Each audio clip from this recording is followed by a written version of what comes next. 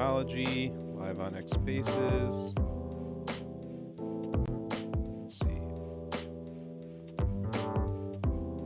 Then we're just going to do some basic Flat Earth 101 discussion.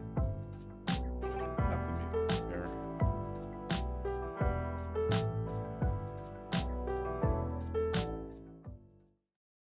So we're just going to do some basic discussion, Flat Earth 101, just answer whatever questions, I guess, is the plan.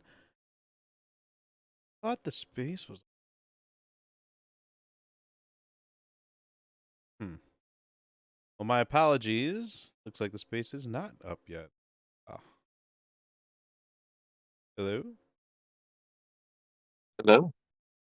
Is the space up? Yeah. Yeah, the space is up, bro. I put the link in the What chat. it sounded like. It was really disgusting. Oh, wait, here we go. Now you're good. All right. Was I echoing? That's what it sounded like. It was really disgusting. But now am I echoing? Now you're good.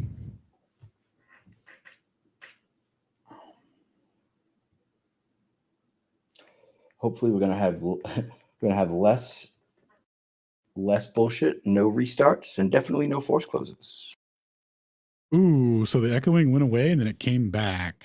So I'm gonna need you to undo whatever you undid. My mic unmutes on my phone every time I unmute on my computer. That's what's going on. Ah, the old toilet synchronization. Nice. But the phone is key and king. So Is it? Yeah, it's unfortunate.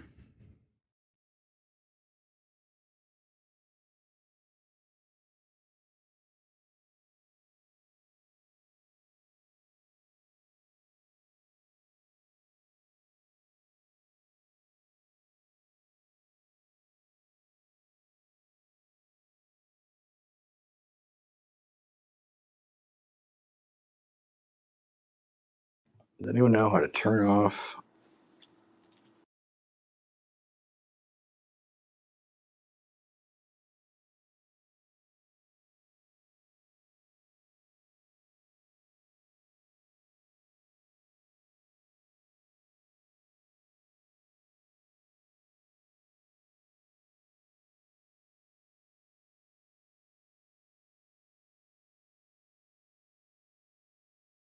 So this unmutes me. Okay, this is gay.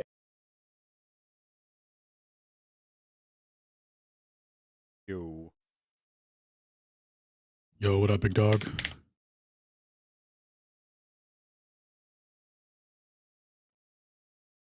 Should have a co-host spot now, if that's sent correctly.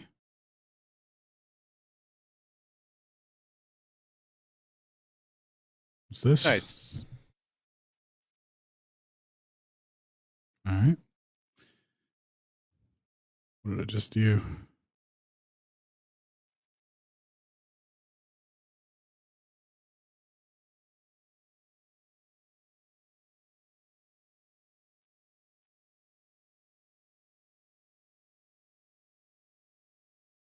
Oh, it opened. Ah, I almost tricked myself so hard. Okay. All right.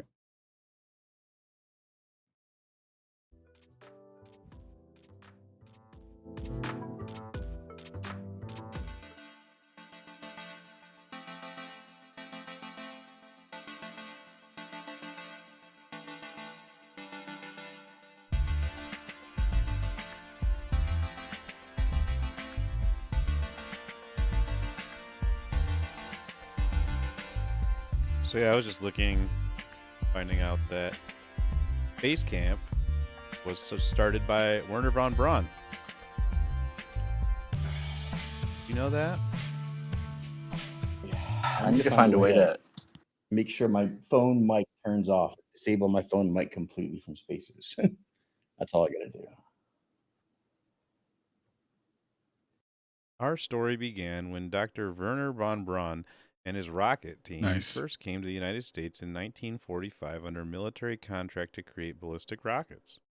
They were sent to Fort Bliss, Texas to work in rocket development, but after inspecting the Redstone facilities in Huntsville, which had been used during World War II for the production of pyrotechnical devices, they deemed it a better location and proposed a guided missile site. On March 21st, 1950, the von Braun rocket team moved to Huntsville and joined a group of U.S. rocketry specialists. Together, they would go on to create some of the world's first rockets and satellites to orbit the Earth. And ultimately, the Saturn V rocket sent the American Apollo astronauts to the moon, achieving the ultimate goal of preeminence in space. Dr. Werner von Braun and his team of rocket scientists transformed Huntsville, Alabama, known in the 1950s as the watercress capital of the world, into a technology center that today is home to the second largest research park in the United States and the U.S. Space and Rocket Center with its world-class educational programs. Dr. Werner von Braun and his team of rocket scientists transformed Huntsville, Alabama, known in the 1950s as the watercress capital of the world, into a technology center that today is home to the second largest research park in the United States and to the U.S. Space and Rocket Center with its world-class educational program, Space Camp. Hey, shout out to Von. Oh, wait, Space Camp's bad. Dang it, he didn't actually do anything good, huh? Is Space Camp bad? Well, I mean, you know, conceptually, it's cool. The kids get together, hang out. But then it's like, what are they getting together and hanging out doing? Role-playing space. So, being psychologically tested, perhaps, maybe, just to see how nice of a fit they may be for indoctrination into the NASA cult. I turned off my mic on my phone. I think I'm good. No echo? No echo. Sounds good. No echo? All right, cool. I'm going to go live and let's roll.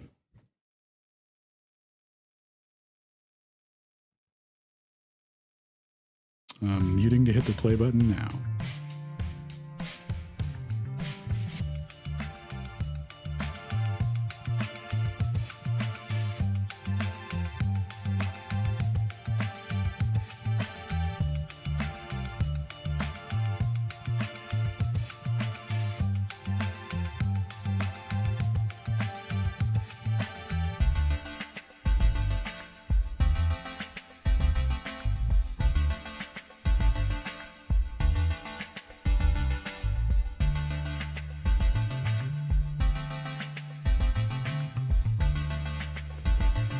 Nice.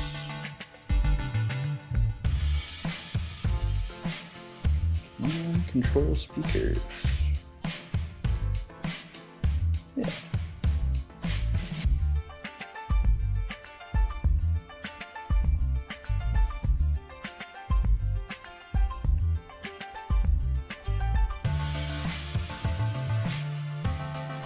All right, hello and welcome to the Aether Cos Monday night Twitter space. Tonight we're going to be going over the flat Earth basics, right? We're going to be going over some 101 stuff, the stuff that we typically ignore in the comments, as Shane says, when people say, why can't flat earthers explain XYZ component, or I've never heard flat earther explain XYZ. And it's like literally the same stuff that not only do we talk about all week, but like we've already explained it ad nauseum, and it's why we are in the position we're in now. So anyway, we're just going to touch on some of those, and we'll hear from the panel. We'll bring up people. If anyone wants to get involved, they can use hand emojis and request a mic, and we'll rotate out microphones.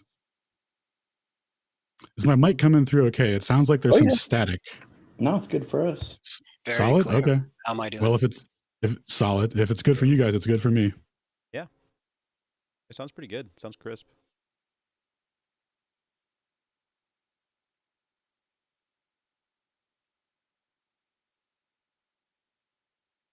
All right, cool. So let's get into it. Shane, do you have anything you wanted to start us off with, or? Well, now that everything's working, we could do sunsets first of all, because we have a nice video from that warehouse where Excellent. had to come in and say that the ground in the warehouse was curved so that people would stop freaking out about it, right? Because it so perfectly emulated what a sunset would be that they had to call in reinforcements. I think I have it in my highlights. Let me throw it up on the Jumbotron real quick to start.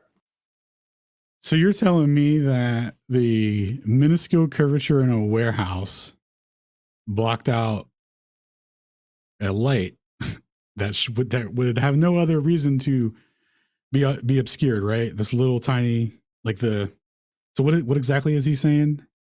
Well, he said, how do you know that that floor isn't curved? That was his cop out to get out of the whole thing. Wow. And that's it. That's all it took, huh? And everyone just pacified right back to sleep. Yep. They were like, oh, thank God he said something. Whew. Oh, thank God. Ooh, almost had a pain. Okay, cool. Great. So yeah, we'll watch that. Is that oh yeah, this is an excellent video. So this isn't even the warehouse video that I was thinking of. I was thinking of the video that Zach did where the light's right on the floor and you could hypothetically say, oh, the floor is curved or whatever, right? Even though but this is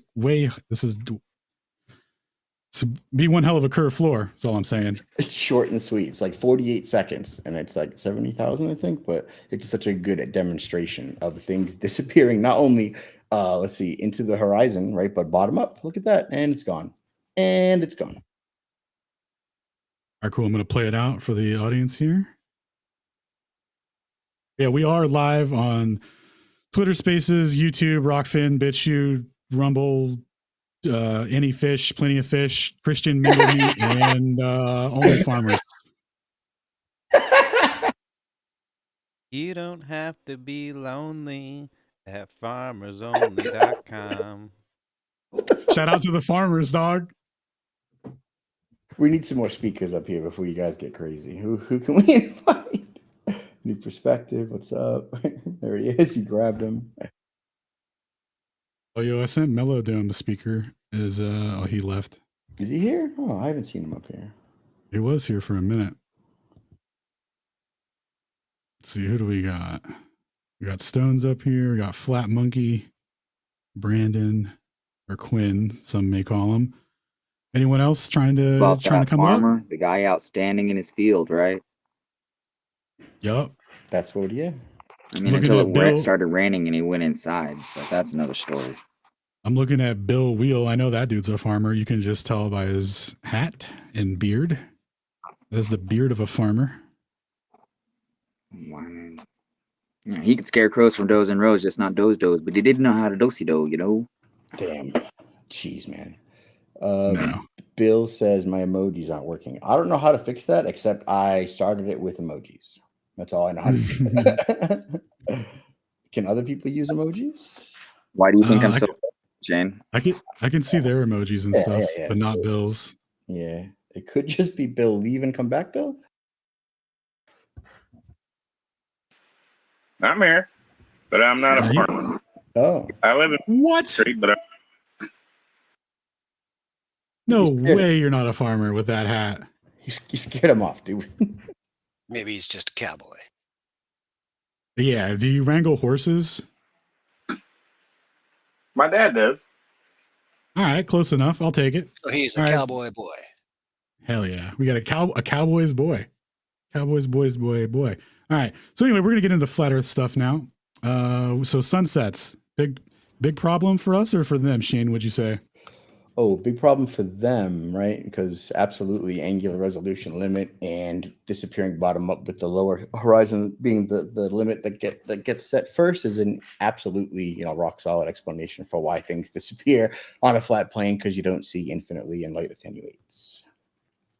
So what are your thoughts on the explanation that the object that's 0.53 degrees in the sky is 93 million miles away, 860,000 miles wide, and it's producing a giant parallel beam that's lighting up half of the Earth?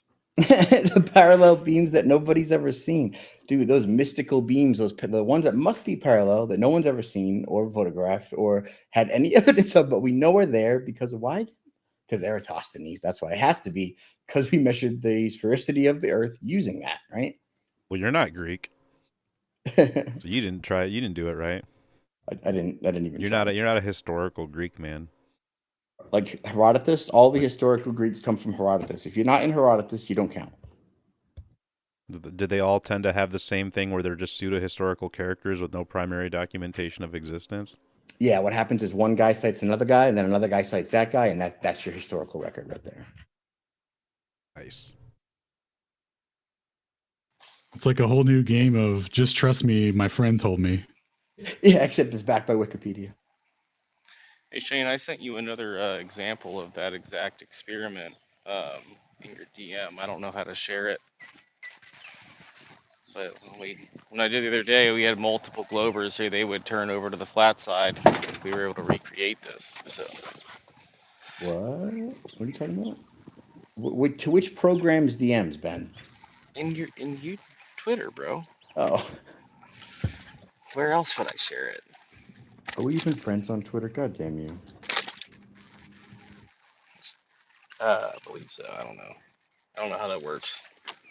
Incorrect. Don't Message look at that. request, show, sent a link. Jesus, this is so much work.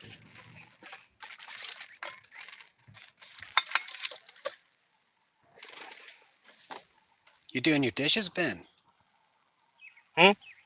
He's always doing dishes, Sounds like bro. you're doing your dishes there or something. I'm Yeah, working he's been outside, doing bro. this for sure. Oh, never mind. Could you meet up? Sorry. Who gave Ben a mic anyway? Was it you?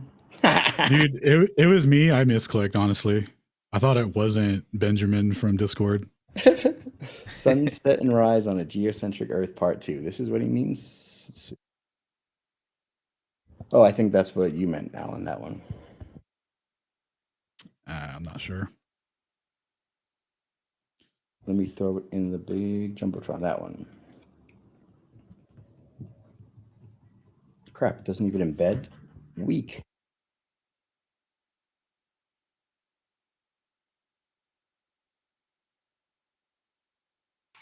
Sorry for the fail. Yeah, so what was it anyway? While Shane's doing that, describe it like we're blind. What experiment is going to convert the lads?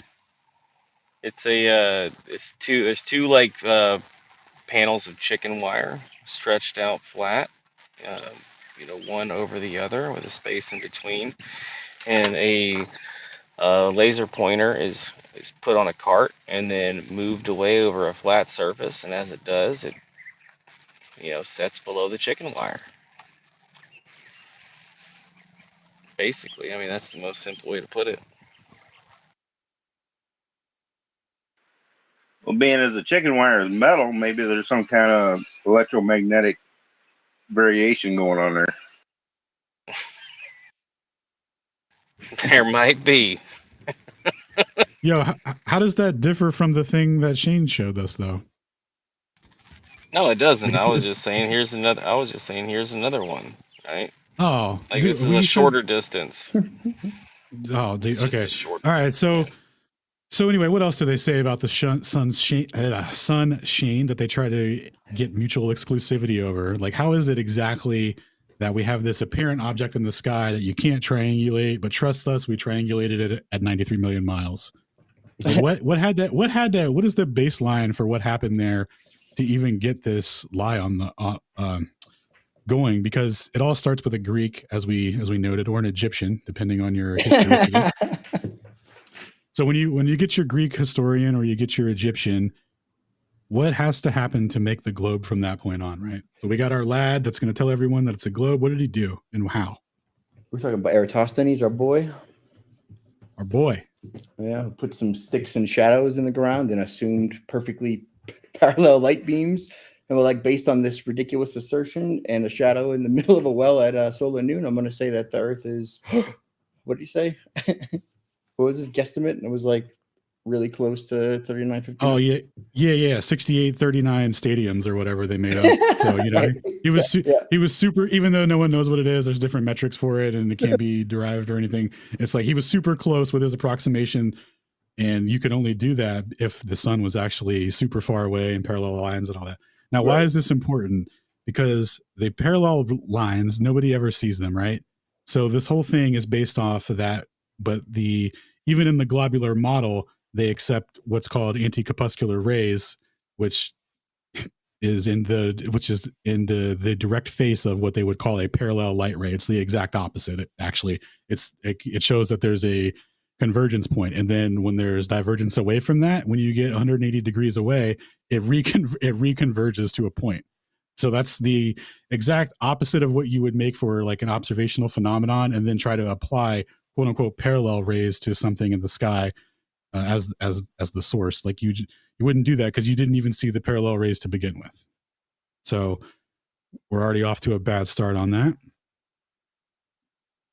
Yeah, but that's the shining golden example of how we know that the Earth's a sphere. And if you don't know anything, you'll cite that name repeatedly through a conversation. But Eratosthenes, no, but sticks and shadows. But no, we've known for 1,000. That's the only thing holding up the 1,000-year claim, guys. That just so you know.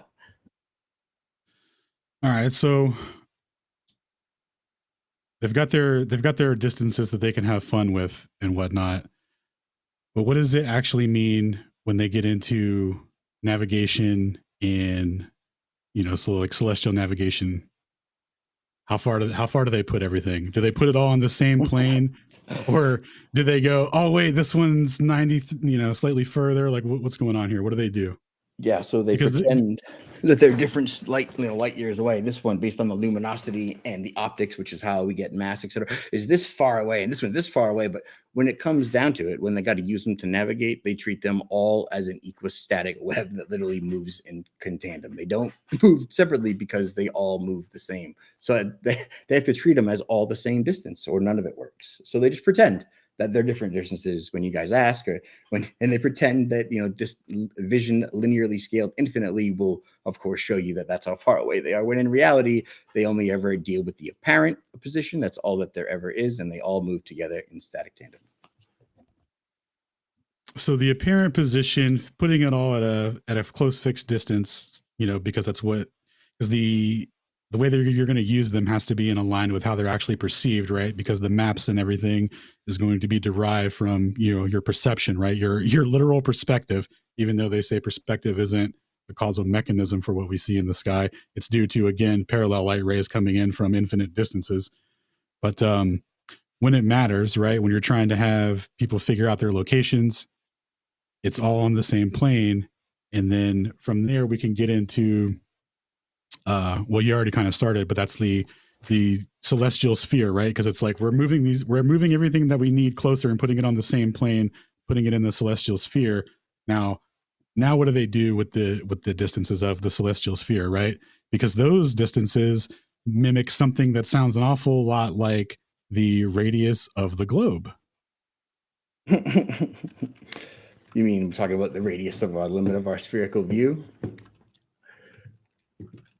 In the celestial sphere, how we mapped out 69 miles per degree, which is just the personal celestial sphere, meaning that, as you progress laterally, right, the stars will precess 1 degree above you, depending on which direction you're going, right? And they kind of took that from us and reversed it and said that we can't have it because sphericity, and then had to maintain a retarded position that everything on Earth appears and obeys the law of perspective at receding to the distance, except the stars, which do the same thing at the same rate for a totally different reason.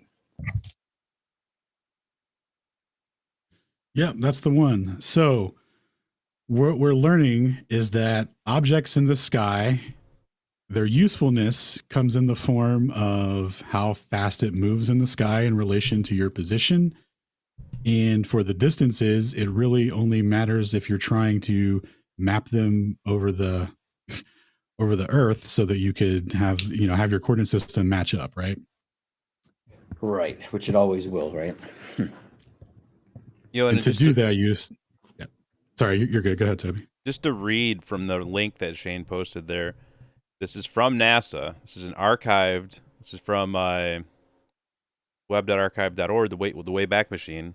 This is from NASA. Here it is. Here's straight from the mouth of the serpent. Maybe it's the shape of the sky.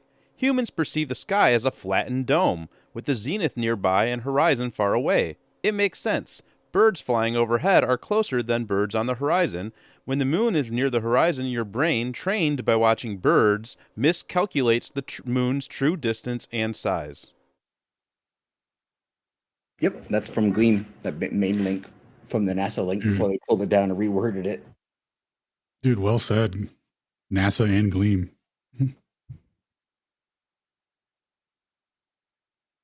And then to add on to that, so to get into curved visual space a little bit, I have a citation from the 40s from Dr. Karl Rudolf Lundberg, who gives the example about how astronomy and optics don't align because they say, well, the stars that we see that, in the night sky are, way bigger than our sun, but we see them really tiny and we see the sun much larger. And then on top of that, he goes on to note the same thing that Toby just read from, was basically we see in a dome that converges as you get closer to your zenith, and then further away it expands out. And it's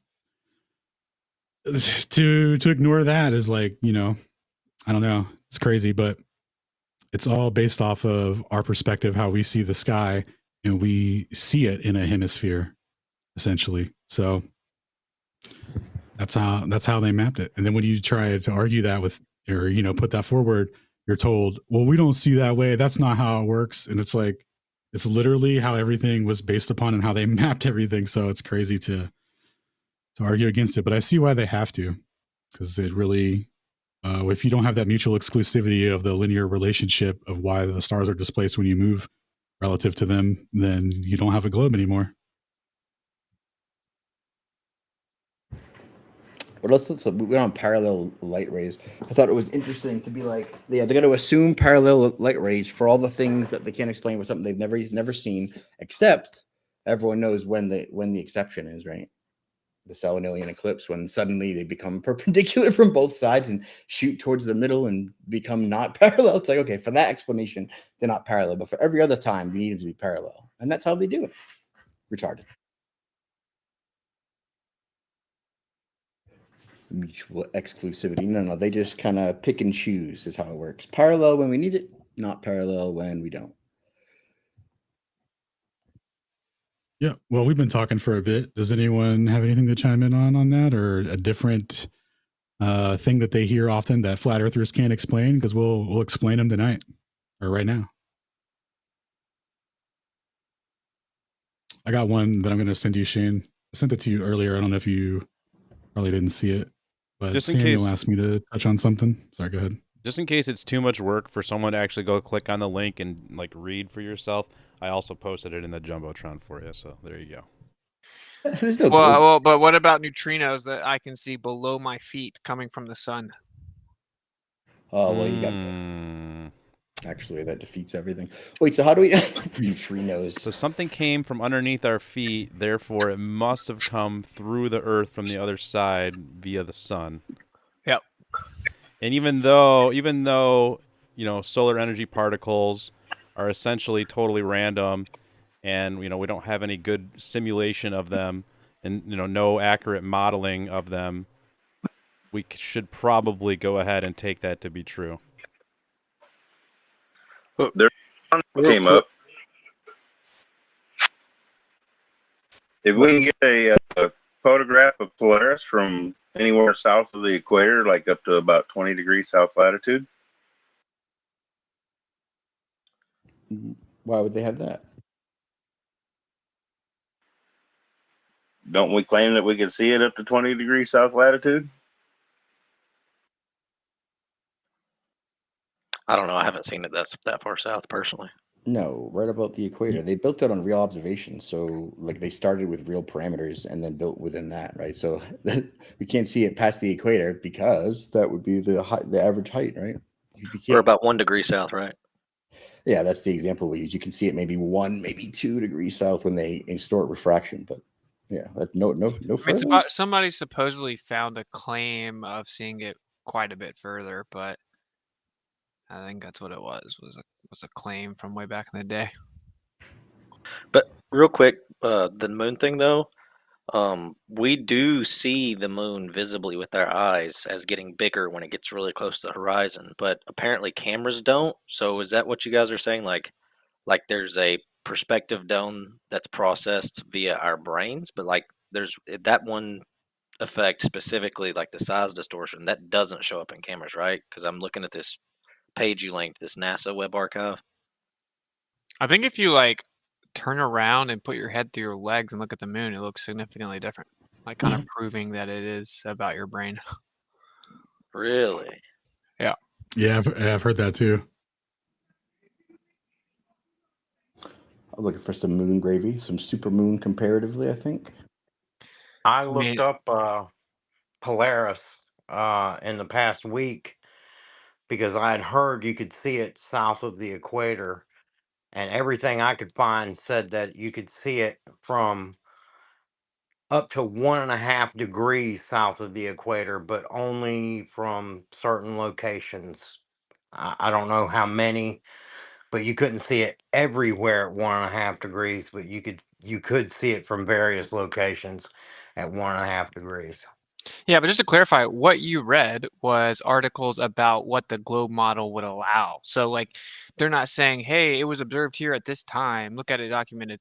They're saying, based on the globe model, you could see it from maybe up to 1.5 degrees if you're at a high enough elevation, which is the locations part of it. It's like if you're on a high enough mountain or something and there's refraction, you can see it up to 1.5 degrees, right? They're just saying, like, that's it. Like, all those articles that you're going to find, but someone dug and found a claim of an actual observation like many degrees below the equator way back in the day. And so like I leave it there. I don't know. I mean, how often are people below the equator actively going and trying to see Polaris? Like they're not, right? So like who? Yeah.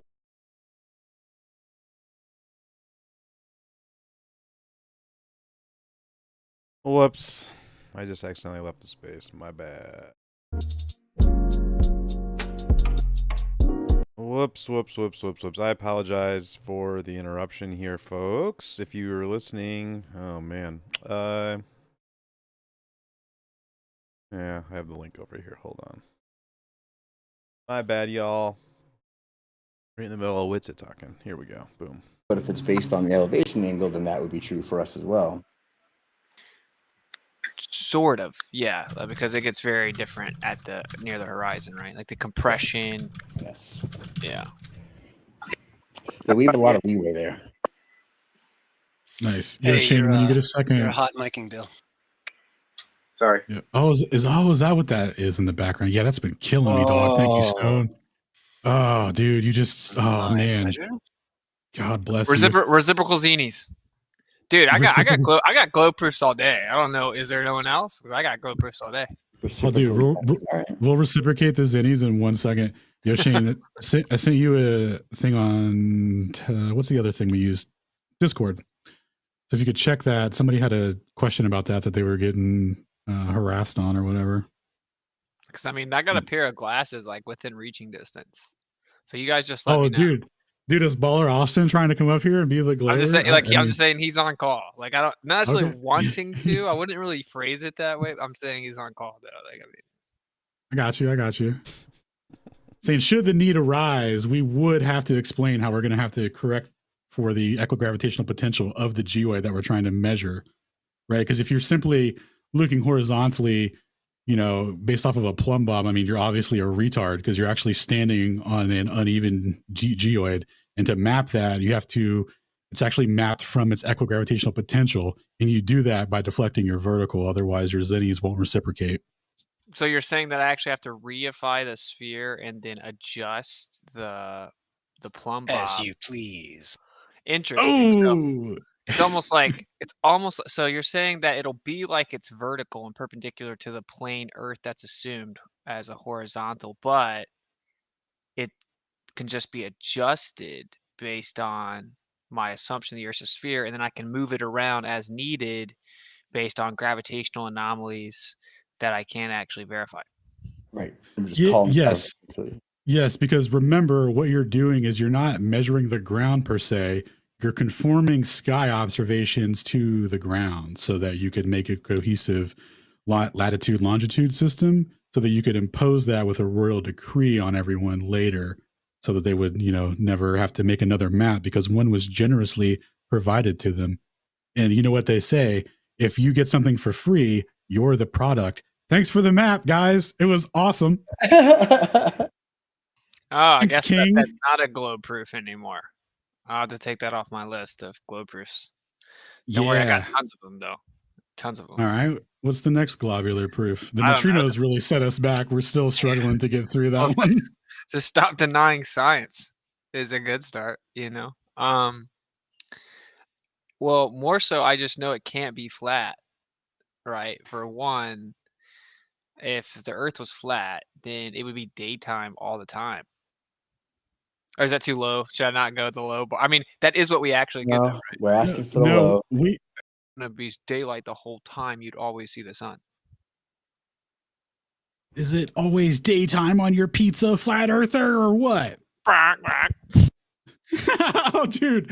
Hey, shout out to whoever it was that made the parrot clip. We are going to do a parrot series every week. So tune in next week for the first season premiere of The Big Parrot Theory. I'm named after a parrot. Oh? Thanks, Toby.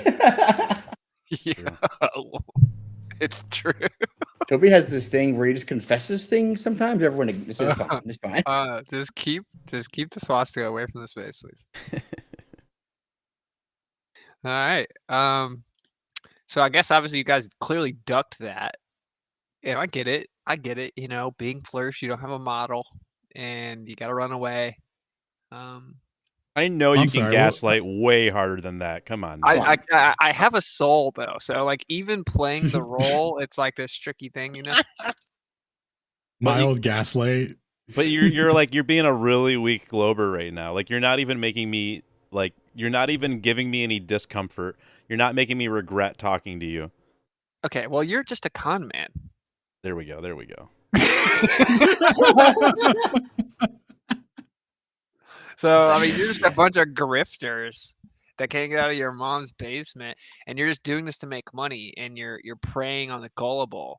You know the Earth's not a flat plane. You know the Earth's a ball, right? And you're just trying to get some attention and trying to con people out of their money. So anyway, we can just get back to the fact we'd see the sun forever. I don't know what all you guys covered, because obviously there's just a lot of really low level stuff they just all repeat religiously, regardless of direct refutation. So right. So far we've covered the sun, its distances, parallel light rays, the size we see it in the sky, and a little bit on curved visual space. Someone just suggested we talk about magnetic deck, and then we have time zones on the chopping block as well. Oh yeah, how would you have time zones? How would you have time zones on a flat Earth? Yeah. Well, luckily, luckily, Flat Earther Magistrate Witsit Gets It did an excellent presentation on time zones and found that there's 19 in the north and 32 in the south, which would be exactly what you would need to symmetrically hide everything and make it, you know, quote unquote, even on the globe. And what's really interesting is where you get into the points where they, you know, recombine the time zones, and it's always out in the middle of the ocean where nobody lives. And definitely trust us, all the time zones actually work out, and it's just arbitrary, even though we're arbitrarily putting them where nobody lives in the middle of the ocean, so that we could, you know, change a couple hours here and there. That whole stream was just like fast speaking word salad. I saw it. So anyway, okay, and you said you had a couple more on the list, because I got 100. Yeah, airplane flights. Yeah. Oh, dude, yes. Let's do airplane flights real quick, because I see that all the time, and it's kind of like, cool, dude. You're using two different maps that are the same but have different distances scaled to them, and you think like this is the simple you're arguing against us. Yeah, the TLDR on that one is that you're using the global coordinate system to make an assertion, to make a claim about the global coordinate system. Yes. At the end of the day, that's what's happening there. You're taking data that's already been run through a global coordinate system, the GPS through GPS, because that's what, every time a plane flies in the south, it's always going to be flying relative to a jet stream. So you can't actually know the absolute speed of an airplane, because you have no absolute reference to measure your speed against. The closest thing that you have to that is either your speed against the airstream that you're in, or your speed against the GPS measurement, wherever GPS tells you that you are. So first of all, you actually go and look at all the flights. A vast majority of them are actually in the center. They actually comport with a great circle map. And then the few of them that actually do go around the outsides of a great circle map are typically going down into a jet stream. And if you actually go and look at those flight times going one way and then going back the other way, there's a vast difference in the two because of the difference going with and against the jet stream. But just, you know, at the end of the day, the most important thing, like I said, is it's not a very good logical way to make a deduction about distances, because you're just reifying the thing that you're trying to make a proof about. So you're saying, for their perspective, to take a map that references the global coordinate system, and then to take another map that references the global coordinate system, And to say that these are, one's a flat Earth map and the other one's a globe map, and they're giving two different distances, like the person doing that's actually not understanding the function of the map itself. Is that what you're saying? Because they're all based off of the same coordinate system, so it's actually the same distance. Yes. Yeah, kind of, yeah. I mean, you're bringing in a little bit more there too, right? Because like we're not really even touching on what would have to actually go into building a flat Earth map. So you have a transformation that occurred. Like the azimuthal equidistant map is the globe. So you map everything to a globe, and then you take that and you just run a transformation on it. So it's naturally not going to work with the global coordinate system. You're going to get incongruencies as far as the perceived distances. But that's because it was initially mapped to a globe using the global coordinate system. Right. So when you extrapolate that, so really, if you were going to do an accurate flat map, you'd have to do your initial mapping to a flat plane, not to a globe. And then if you were to do that and then transform that to a globe, you get the same insane incongruencies. And that's, we've all seen how, the way it works with a Mercator projection, that's why Greenland looks so massive on a Mercator projection, because these are all just transforms. Well, I mean, so the thing about maps we should go into is that there's a celestial coordinate system. Think longitude, latitude, and they got longitude according to them in 1702 with the whole thing, the whole shebang where they sent sailors down to the southern reaches. But the way that we can use 201 different map projections and that without losing data is because we have translations that are either equal area, conformal, equidistant, azimuthal, or compromised. There's a whole bunch of types that they fall into, like things like cylindrical would be the Mercator would fall, the transverse Mercator. Yet conics, that they all kind of do different things, but always maintain the same proportionate either distance between the points or distance or direction, or one of those things is preserved at the expense of the other. That's usually how they get away with it. What they always say is, well, that's because it's a globe. The only one that matches it's a globe. And my counter is that, well, no, the coordinate that they're projecting from is the celestial coordinate, which would be curved. Let's think the celestial sphere. And of course, that would only match the globe because they made it so, right? Absolutely. Could you get a rough layout using solar noon if you had enough people spread out? I mean, you can't do the oceans because people aren't out there. But I mean, like between United States and Russia, there's like a 3-hour difference or something where it doesn't line up.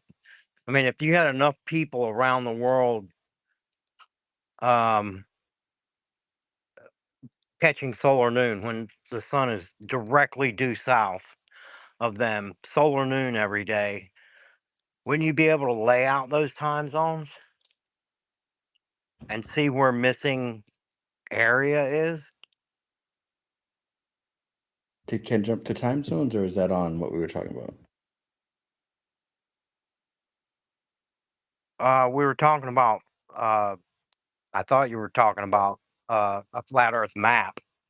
I'm wondering if we couldn't lay out a rough map by having enough people around the world measuring solar noon, so that you could say, okay, all these places right here, all these people right here are in a direct straight line because their solar noon is right here.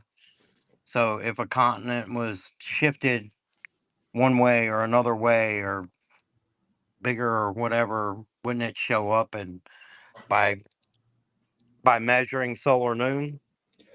Well, we could make a new map that would be accurate according to that. And where it would be most accurate? Where all the maps now are accurate, right? It's almost like that's what they were doing. Because if you start at the equator, then a little the further north you go, based on that, the further south you go, you can definitely do it that way. But that leaves us with the same deficit on the same southern extremities, which they can still be lied to about.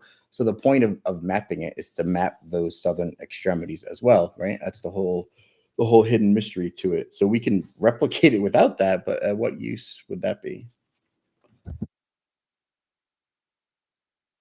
Yeah, well, I guess the fact that the Earth is 71% ocean and most of it's in the south, I was just wondering if it was because I've seen different maps where, like, you look at a lot of maps, South America is offset just a little bit to the right, but basically, running North and South America are running in a straight line. And I've seen them where South America seems to run farther east, almost at a slant, where, according to some maps, I don't know how accurate they are, but I was just wondering if we couldn't get a better layout that way, because the time zones now, it seems like somebody that should be at the same solar noon are actually 1 or 2 hours apart. And then I hear about some island where on one side it's like 20 hours difference between one side to the other. And I was just wondering how that works. Oh, you talking about at the Bering Strait, where in Alaska it's like, it'll be like 12 noon, and then in Russia, like, which is like, I forget how far away, but it's like not even that far, and it'll be like the next day or something like that, like 17 hours ahead. Is that what you're talking about? Actually, I was thinking of another island. I forget what it was. I could find it, but it's like, I don't know, towards on the east side of Africa somewhere. There's some island, and they said that on one side it's like, there's almost like a 20-hour difference between one side and the other. And I didn't think that sounded right, because if it was directly under England, where you could say, oh, this side of that line is the day before and this is the new day, so technically I don't even see how that works. But I was just I was trying to figure out how we could map out, longitudinally, cities, countries, whatever, that are lined up north south. And somewhere along that way there has to be extra somewhere. And you say, well, going from here to here isn't but this far, but there's 10 hours difference here. I was just wondering if there was a way to map it out like that, a rough map, not an accurate, completely accurate map, but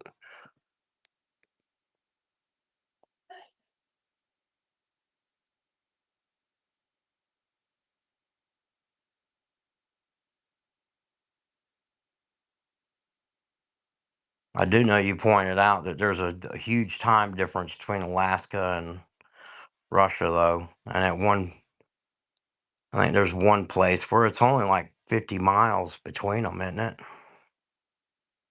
Yeah, it's something crazy. It's not even that far.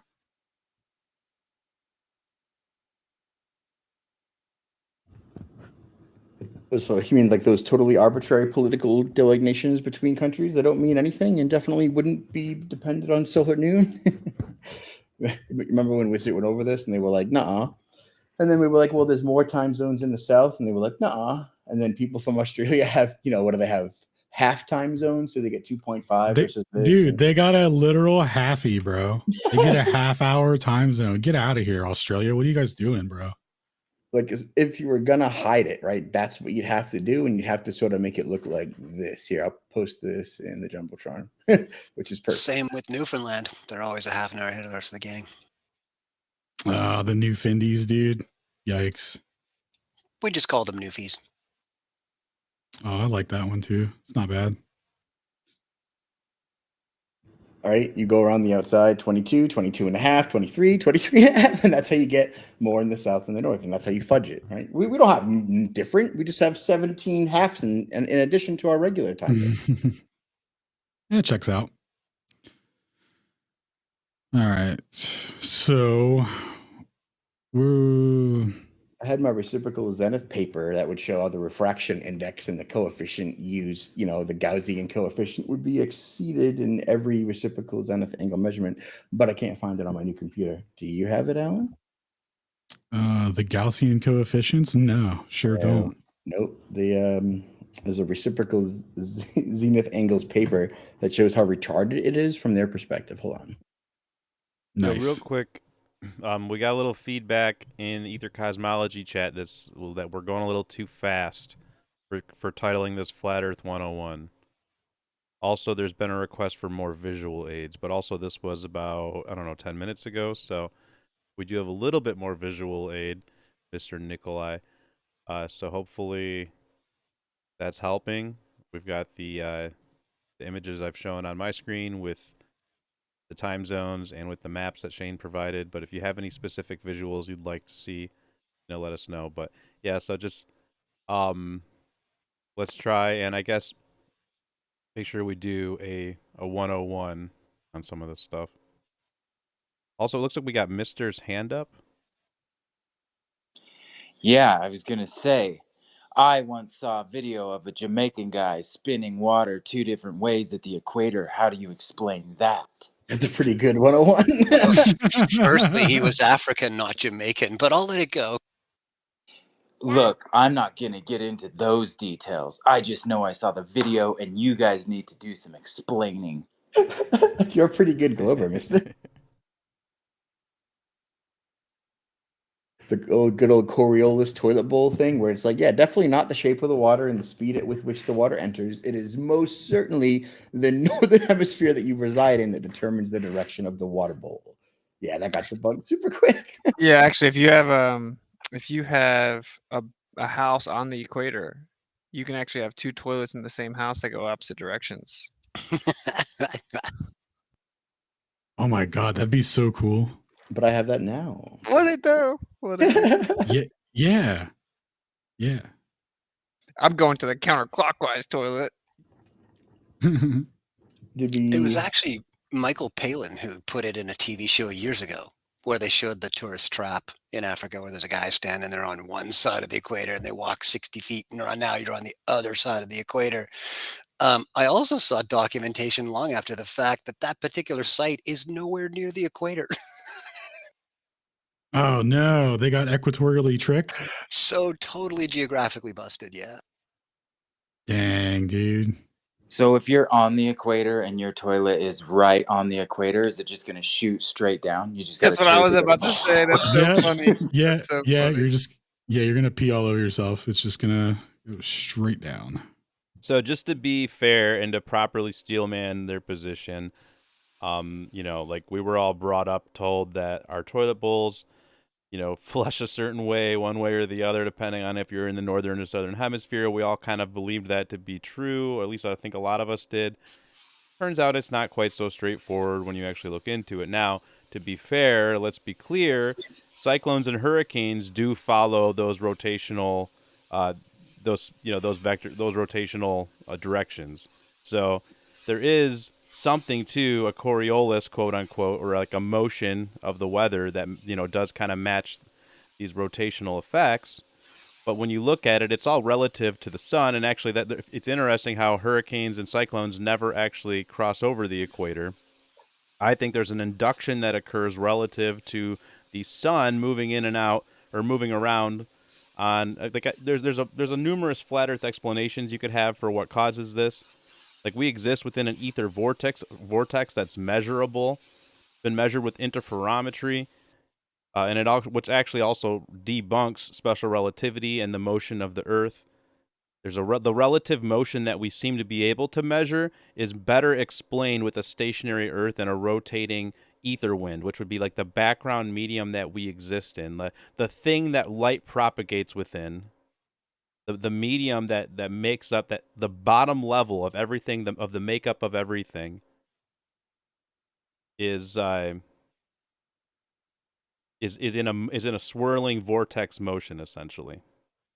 And that motion, the relative motion that we measure of that is not the rate at which the orbit of the Earth should be measured at. It's way lower than that.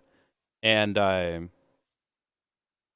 it actually matches the motions of the sky. It correlates with the equinoxes. So what's happening in the sky with the sun, as the sun's moving back and forth moving across on the sky, there's a daily periodicity with that effect of the ether wind, and then there's a seasonal periodicity with that effect. So it doesn't seem to be matching with orbital motion or with rotational motion of the Earth, as they would say in their model. Way to keep it 101, Toby. All right. Well, I mean, that is kind of 101, isn't it? Binky, you're hot miking, bro. Yeah, Binky, you're hot I miking to apologize. an degree. It's okay. You're good. It's okay. I am a Throw novice. Binky on that mic real quick. Hello, everyone. Hey. Hey, a real simple question. You know that thing called the Antarctic? Yeah. The continent. Never met her. Okay. Yes. If you go and Google in images, all I can find is CGI. Does anybody know a source where? Welcome to the club. Right, one can find a real, true, honest to goodness photograph. Why it doesn't exist, my brother? Why don't you ask the military and see what they say? I looked for about 3 hours. Because it, to my mind, it's like a load-bearing wall in this heliocentric so-called house built on shifting sands. And if you can knock out a couple load-bearing walls, it's just going to collapse in terms of the theory. I mean, pretty much, we all know there's a whole dictionary and index of various reasons why heliocentrism is simply scientism. But it's things like this that stand out that nobody seems to be really focusing on, and it seems to be an obvious avenue to pursue questioning on. I realize that they don't want anybody to go there, and they have the UN treaty, and the people who can't afford to go there are being sent somewhere that is a make-believe South Pole. So yeah, this is it's a fascinating topic in that the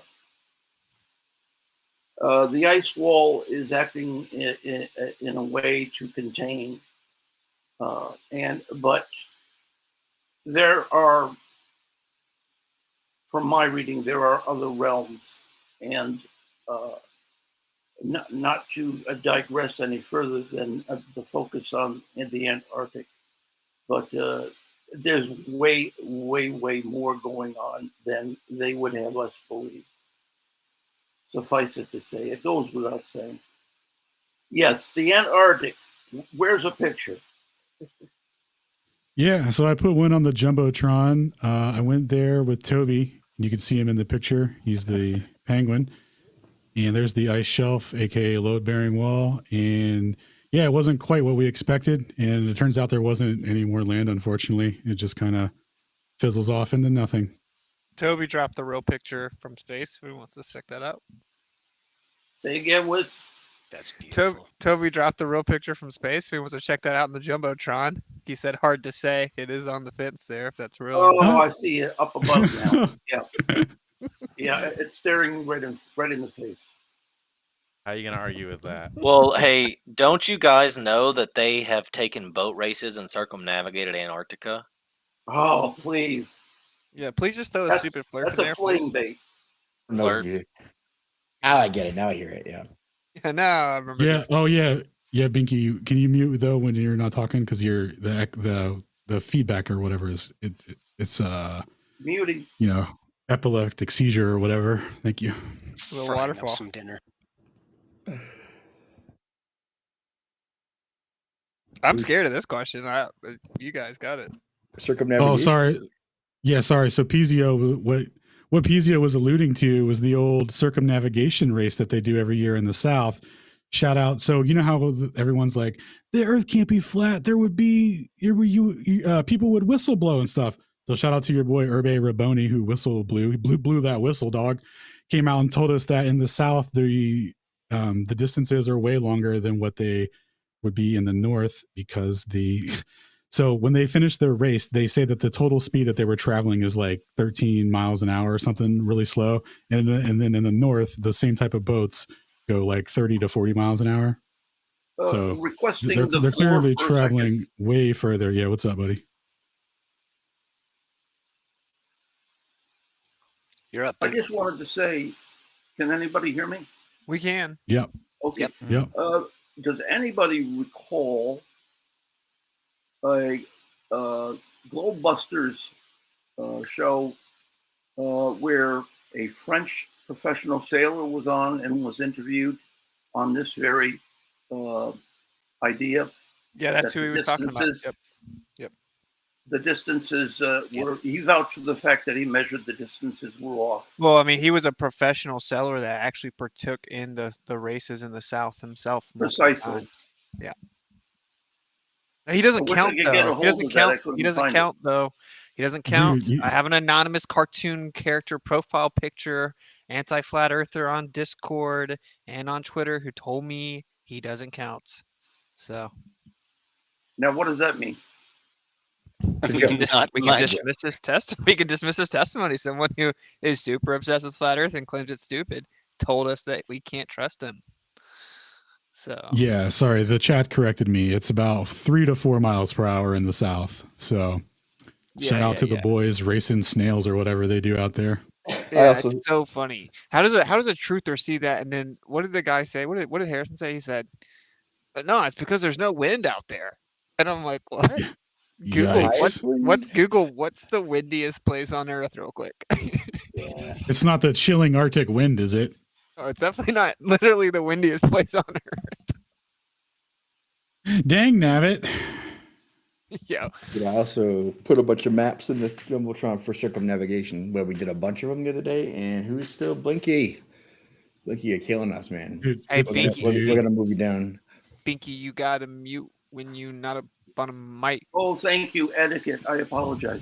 It's okay. No worries. I don't know how you live in white noise like that, but no worries. So I put a bunch of circumnavigation routes up there. Those are the ones that were brought up. If you have another one that you think is impossible, let me know. I'll split convert that back to AE to show you how dumb that is. It's never been.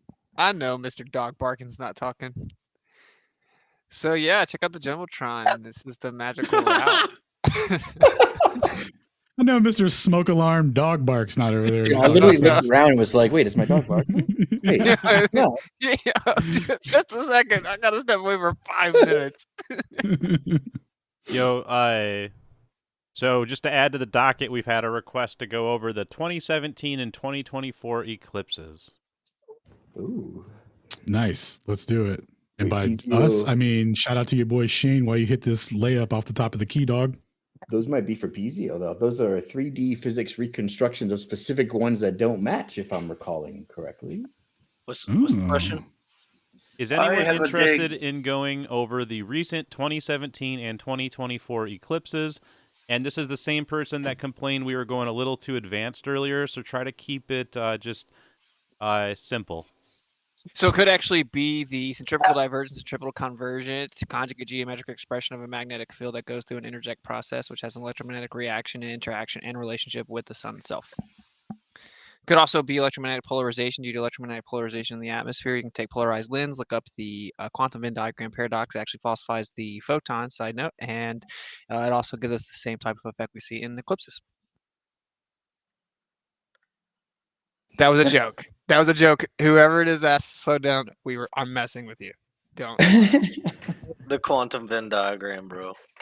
Yeah, that really is some gravy though. Like actually slow it down. It was so the first grade explanation would be that you just have a light source and you move something in front of it as you're casting the light to the ground, and when you do that, you'll get a shadow.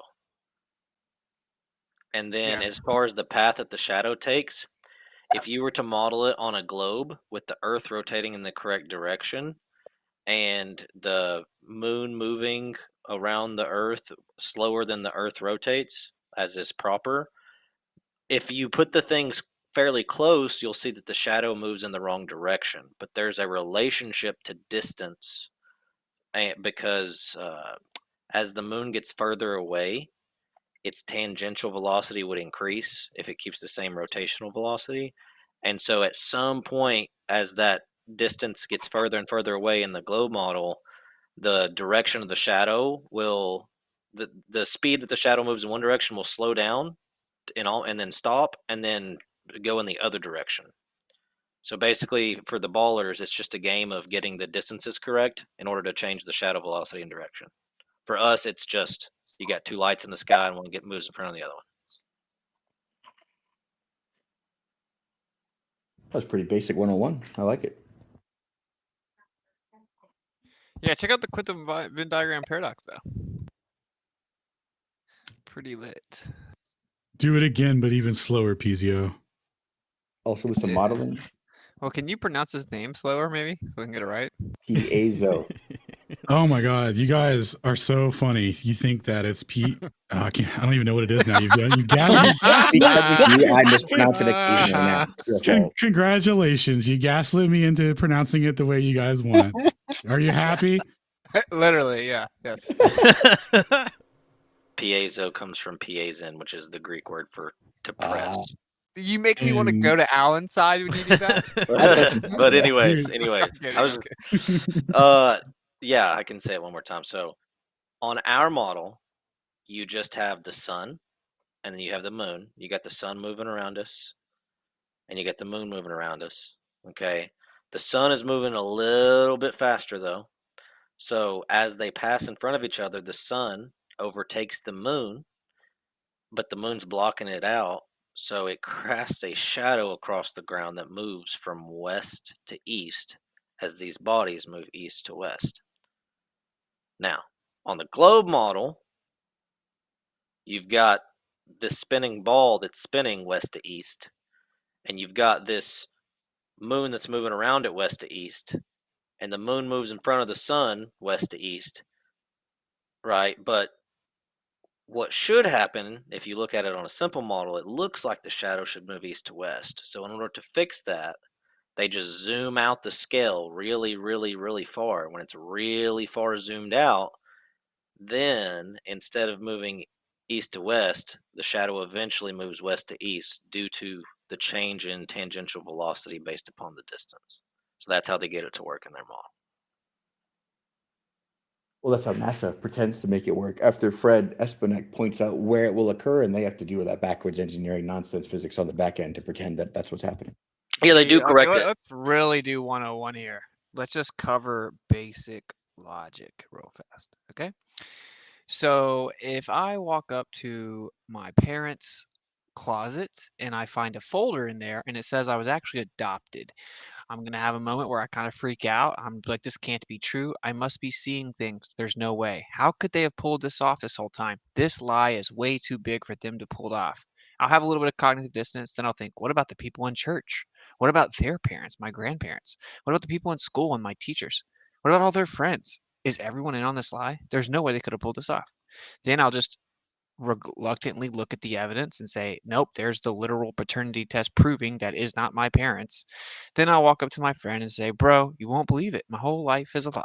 I thought they were my parents. Turns out I'm adopted. Those aren't my parents. If you then responded and said, well, who are your real parents? And I said, I have no idea, man. I literally just found out those aren't my parents. I know it's a lot to take in. Trust me, I get it. But they're literally, provably not my parents. And then you say, well, until you can figure out who your real parents are, I'm not going to believe that those are your adopted parents. I'm going to keep believing that they're your biological parents. That would be ignorant, because the fact I falsify that they're my parents is independent of my ability or inability to replace that story with another one or who they really are. When it pertains to the Earth, they told us the Earth is a very specific thing, a globe that's tilted, wobbling, spinning, revolving around the sun, curving at a certain rate. And when it comes to eclipses, they claim that that globe, that sphere, and the sphere of the moon and the sphere of the sun line up in a straight line and give us eclipses. And we have many observations that directly refute that claim, like the very shadow itself being a circle the entire time it crosses the face of the moon, where if you take a sphere and cross it in front of another sphere, it actually turns into an oval, and it stretches and elongates and then goes back to a circle. So it literally can't be what they said it is. In addition to that, we have the Selenilian eclipse, where the sun and the moon are both above the Earth during the lunar eclipse, falsifying the claim of the globe model geometrically. It's a geometric impossibility. Therefore, what they claim the eclipse is quite literally cannot be true. And that stands on its own. Falsification is independent of replacement, right? The sky's a crazy thing. It's very majestic. We can't go there. We don't know exactly how everything works. We don't have to either become God or the globe remains true. And so that's just a very basic overarching piece of logic you should apply to the entire conversation. We were told that the Earth is a specific thing. It has the burden of proof. We tested it. We falsified it. It can't be true. Falsification is independent of replacement. Right? So whether or not a flat earther can give you a satisfactory answer to what an eclipse is doesn't somehow make the globe model's claim of the eclipse true until replaced. And I think that's very important because 99% of people that can't accept flat earth for what it is never really accept that. So there's the real 101 to enter the entire conversation. That's the big 101 to get you in the door. Yeah, because really if you overstep logic just to, demand an explanation of something in the sky that we can't even go up and verify and measure, you're just taking taking NASA's word for it, I guess. I mean, I don't know. Like, are you just relying on your own observations? And so, in that case, we're already not really approaching this discussion in a logical way, because we shouldn't be using the intangibles in the sky to make assertions about the tangible ground beneath our feet and the motion of it, and saying that it's curving down and away from us in all directions. We shouldn't be looking at the sky to make assertions like that. We should instead be trying to measure the actual ground, right, and try and measure the actual motion. And so, we can try to explain these things, and we can try and come up with a model, and we can try and learn more, and theorize more, but I don't really want to end up in the exact same position that we're in here now, where we start taking theories as truth. And so, yeah, I think that's a really good point. It's important to start the 101 talk from just a simple logical look at the realm that we exist in.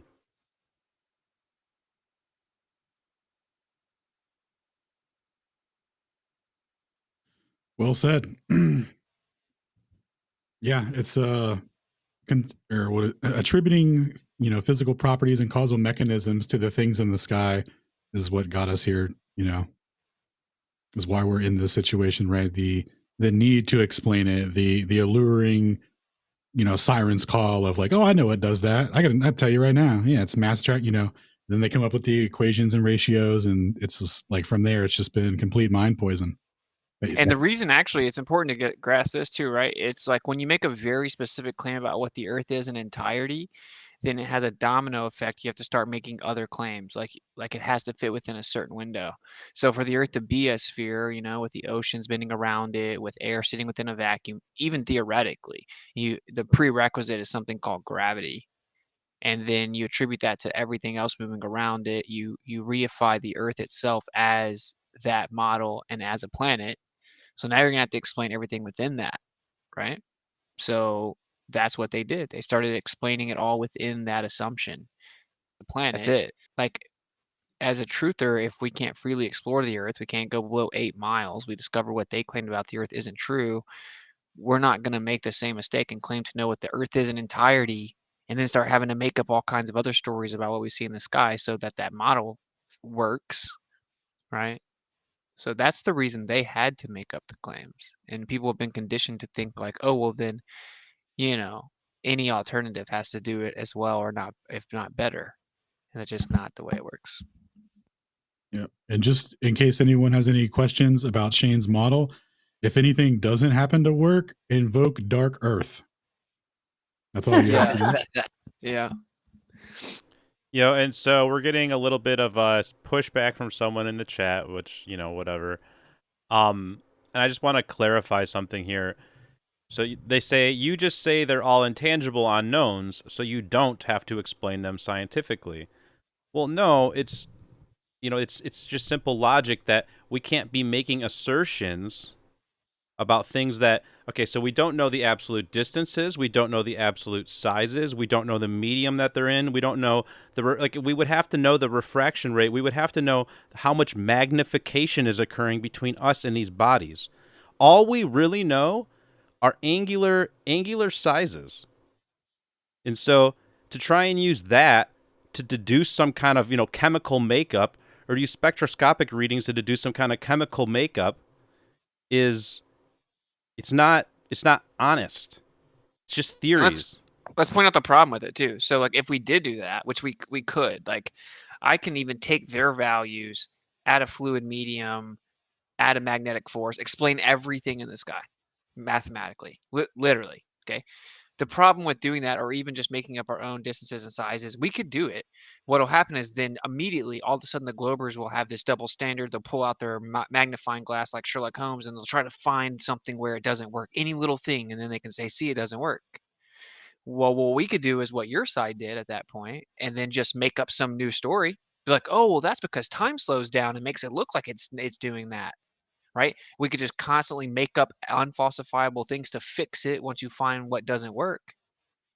But see, what happens is you're so conditioned that you'll accept that side doing that, and then you'll actually turn your nose down at the side that's being intellectually honest and refusing to do that. So you have a double standard, right? Like if you ask us what gravity is and we say everything's intrinsically electric, whatever, you'll be like, no, this is why I don't think that would work. And you'll start like investing hours into figuring out what's wrong with it. But they'll tell you that space and time bend and warp, and that it's off by 83% of missing mass in the universe. And that's perfectly fine for you. So I just want you to see the double standard. We could propose a model, and then when it's shown to not work in a couple areas, move the goalpost and use post hoc rationalization to make up new things, new theories, right, to explain away why it didn't work. But that's just stupid, because if our base assumption was inaccurate, we'd be wasting all of our time. We don't have time to waste 100 years anymore. I don't know if you noticed, the whole world shut down and became a prison and stuff. So we don't have time to do the pseudoscience fairy tales. So I mean, if you're not on the same page as that, it's okay. You're not supposed to be. More so, I think there's a second element here, and personally, I perceive it as a device that the Globies will use, without saying so much, to try and get us to do exactly that. What Woodson said, that we should say, okay, the medium is this, the density is that, their effective value is this. We think it's that, but that's the point: is we are not going to be making presumptions beyond the empirical, and because to do so, that would evoke yet another double standard from the Globie side, where they would say, yeah, but that's not falsifiable. How could that be valid when that's exactly what they're doing? None Exactly. of this stuff is falsifiable, like relativity included. You can't falsify it. Why are we even talking about it as if it's valid? Exactly. Like if the claim is, hey, time slows down and then distances contract, it'll just look like it's the same distance, and it'll feel like it's the same time, and you'll never be able to tell that the distance and time changed. How's that not unfalsifiable? Right? So like I really hope you're listening to what we're saying instead of trying to get a gotcha in. Like, he's explaining the double standard, right? As soon as we start just making, it's actually superfluid. That's what it is. It's superfluid. We're going to use a Lorentz magnetic force. We're going to have a torus field. Everything's moving around that. We can actually explain the mass discrepancies all the way out to deep space. We'll bring everything in closer within this fluid, dense medium. It acts like a superfluid, has no viscosity. Now I can explain 99% of the universe that you cannot. And you'll be like, oh, well, you can't prove that. That's unfalsifiable. Oh, all of a sudden, we need to be able to prove the stuff in the sky, and it needs to be falsifiable. That's exactly what you would do. And it's because you are suffering from basically like scientism versions of Stockholm Syndrome.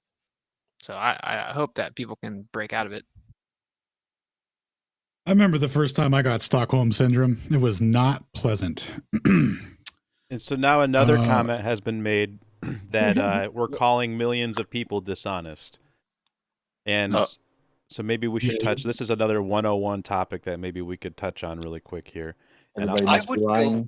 I would go with decidedly ignorant before I went with dishonest. You know what I mean? There's there's a big divide between those.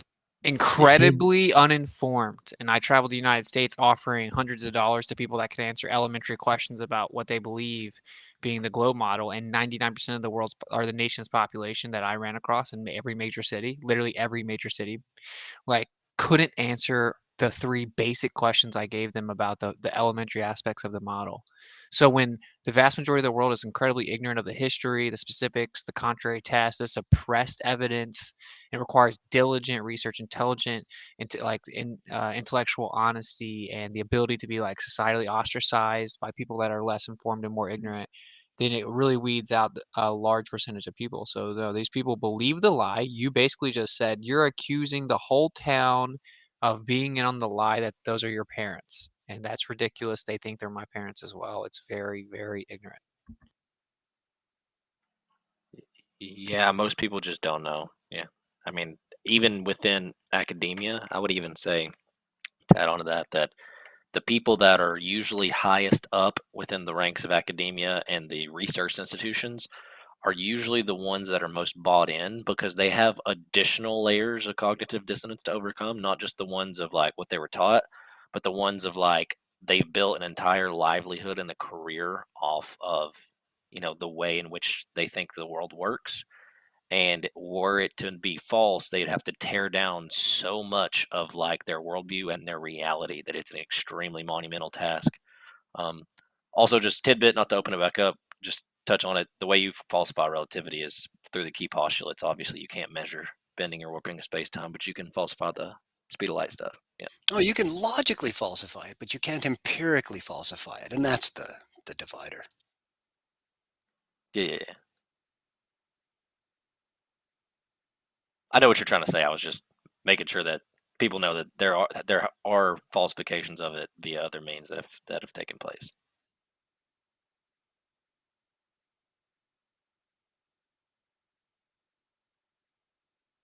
Can we get Alan back? Okay, hold on. Yeah, where's the bear? Did Alan and Witsit both crash out? Real fast, let me address this Ralph guy. This Ralph guy's been stalking all my stuff as well. He's in the goody. He's in the little pill there, and he says, Witsit, are you being intellectually honest when you leave out the majority or the major sections of Nikola Tesla's dynamic theory of gravity that involved the heliocentric model? Nikola Tesla's dynamic theory of gravity has never been published. You've never read it objectively. It doesn't exist. You've never seen the publication. You have no idea what's in it at all because it was never released. He announced that he was trying to finalize it so he could release it, and then he died shortly afterwards. Then the government came in and took 2/3 of his work. So I think you're not only being intellectually dishonest, but blatantly dishonest by just making stuff up, claiming something about a theory that I happen to have researched diligently and know doesn't exist publicly. There is no public accessibility of that theory. So actually, you're not going to find Nikola Tesla talk about us moving through space pretty much ever in all of his work. So that is incorrect, as is everything that you've been saying on all of my tweets for 2 weeks. Yeah, bro, you just got Ralph, dog. That's what he does. He just wants to just blatantly make stuff up. Yeah, dude. So the other week, I forget what it was. It might have been this space. He posted and was like, "Do all flat earthers agree on something?" And Shane said no, and he says thanks. And he used that as an example of like the people that just want interaction and attention. And it was like that's literally the guy. So yeah, he's just been following you around doing that. He's yeah, it's all good. Yeah. Shout out to Nikola Tesla's gravitational theory. Peace be upon him. Just let me say, Ralph, don't be surprised when all of a sudden you go to my page and it says this user has blocked you, because like I don't want to have to go and lower the room's IQ to respond to things you're making up every single time on my post with like this gaslighting narrative. So you're free right now, but like try to reel it in a little bit, my guy. We already blocked him, if that helps. Oh, okay. Yeah. Well, it was nice. It was nice knowing you, Ralph. The people have spoken. Oh, dude, I just Ralph's or whatever. Like, yeah, he's been judged useless. So. Nice. All right. So let's see. Where are we at here? Did we address the basic thing about the sun? People are like, how high is the sun, flurfers? How high is... Oh, yeah, real quick. Okay, can we go over... Actually, we can do that later. towards the end. Magnetic deck was up. We did time zones already. So I think probably magnetic declination. All right. Yeah, it's a quadrature. Next question. What? Nice. What? No, I mean, really. just Google the term. We're done with that. But no, let's go ahead. It's got some good elements to it. Come on, I don't know what that means, and I don't want to Google it. Just educate me real quick. Yeah, educate us, bro. Well, there are so many analyses about the magnetic situation on Earth across the surface and such that people refer to the dipole a lot. People refer to the toroid a lot.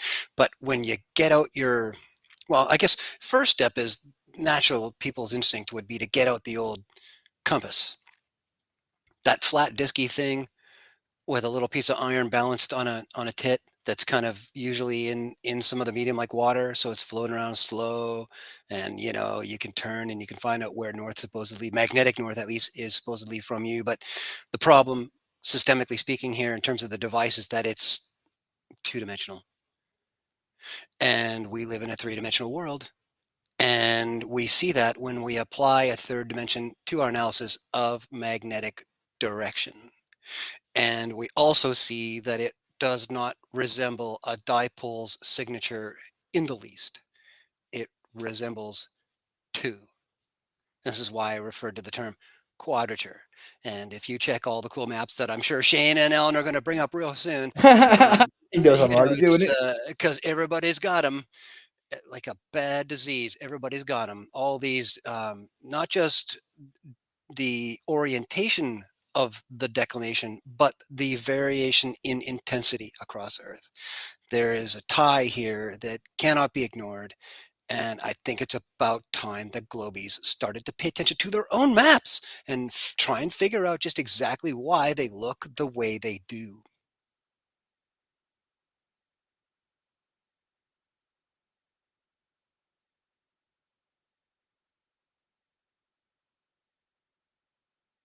Yeah, I was sorry. It's at the end there. It sounded kind of like you asked a globie to pay attention. To try and comprehend something, to scrub some logic noodles together, or whatever it takes, man, to improve someone's level of understanding of the actual mechanics underneath our feet. It's quite different from what we were, again, told in school. I mean, I know that when you go to look for it, they're like, we definitely know that here's the magnetic declination from 19, till about 1300. And you're like, oh, you have 1,000 years of magnetic declination? That's cool. Oh, yes, for the entire world. Yes. Oh, no. They've got billions of years. Don't you know? Oh, I forgot about Haven't you heard of magnetogeology? Yes, that's right. Don't you know that they can just know how everything formed billions of years ago, and they can know the exact rate at which the sea floor spread, and that it's been a steady, constant rate for billions of years. Corroborated via, they used other forms of stratigraphy to corroborate the magnetogeology. You can corroborate that with stratigraphy, but then you get into the gradon conformity. But then you can, corroborate the gradon conformity with radiocarbon dating. But then, you don't really know the constants on that, so you can corroborate that with, why don't we use magnetogeology to corroborate that?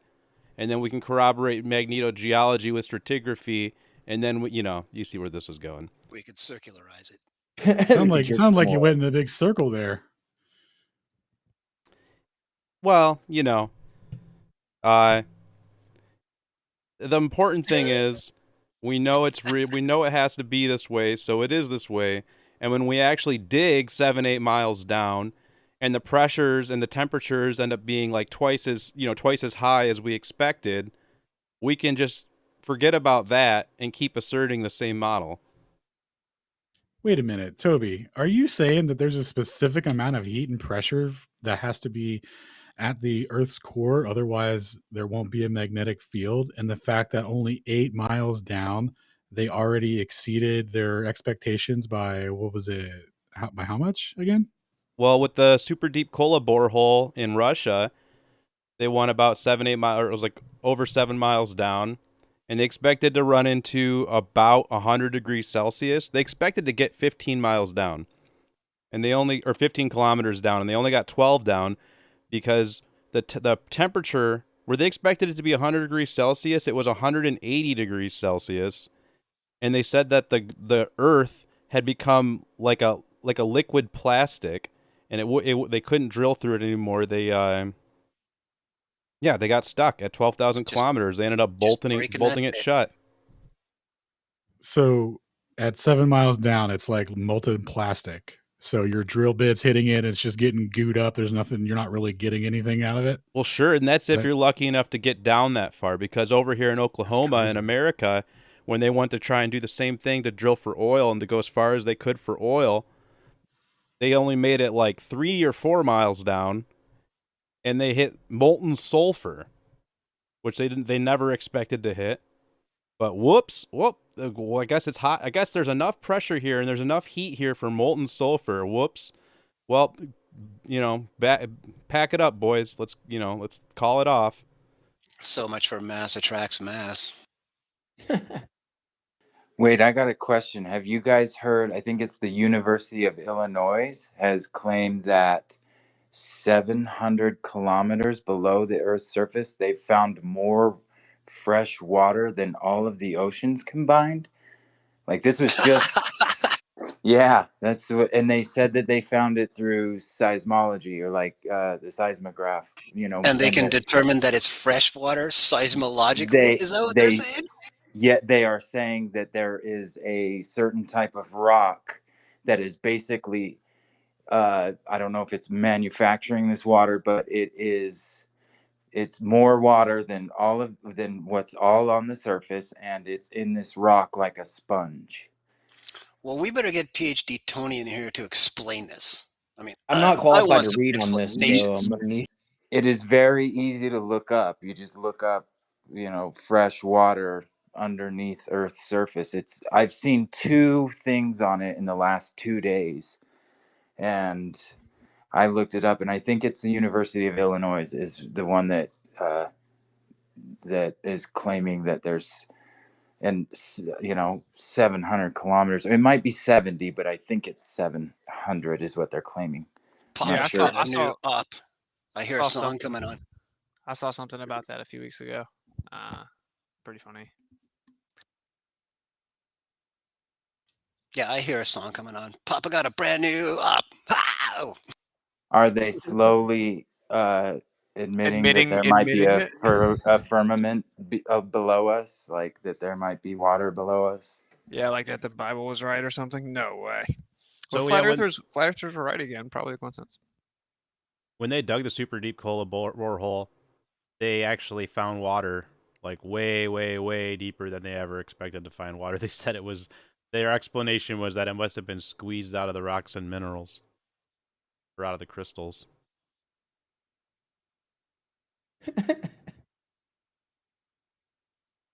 Another quick last final note on the core of the Earth is that their math for the core of the Earth is so tight, it's so like exact because of the pressure and the temperature and like the problem they have with balancing that in their model, that in all of their models of the core, if you go even 100 degrees Celsius warmer, like, which the core of the Earth, by the way, is supposed to be like between like around 6,000 degrees Celsius. But then according to their math, if you add just 100 degrees more Celsius to that, the core of the Earth would melt. That's how fine of like a hairline model they're working with. And they can't even actually simulate that. They can't actually simulate the speeds of the Earth rotation within the core. They're multiple orders of magnitude away from being able to simulate it. So make of that what you will. Oh, and they don't know the crystal lattice structure. They change the crystal lattice structure depending on the day of the week or what model what they're trying to explain. Sometimes it's a hexagonal crystal lattice structure, but then now there's another theory where there's a cubical crystal lattice structure, and that allows it to turn into a plasticky material that can slide around. It's still solid, but it slides around, and it has extra elasticity. So there you go. Nice. Shout out to the model lads. That's what's up. All right. So Hey, let's I see don't here. want to. Oh, sorry, one Alan. sec. No, you're good. I was gonna get to some more mics. We got Liliana with her hand up, and I think we had someone else that I invited up. I think it might have been Brandon. So we'll get to Liliana and then Is Brandon. this Twitter? Because I'm seeing Shane with his hand up too. Like he needs to wait to speak. Yeah, I don't know how to turn it off. Hit the heart plus button down below. It's on the right. Yeah, no, it's still there. Oh, look at that, dude. I got it. I see what you mean now. I can put my hand up or down on the PC. That is new and different. It used to be for phone only. Look at that. I'll wave at myself. All right, he's coming up. But yeah, so 8 kilometers down, they were already off. We can only imagine with that 100-degree Celsius window what it would be at the center. Yeah, and 8 kilometers. 8 kilometers down is 0.02% of the way to the Earth's core. Hey, never give up on your dreams, though. Don't be deterred by their failure to dig to the bottom or whatever. If you are interested in doing that, you should definitely pursue it. Just don't try and simulate the magnetic moment that's going on in the core, because as Toby was saying, the guy that's in charge of that says it'll take about 40 years to simulate 1 second of the magnetic generation based off of all the conditions. Yeah.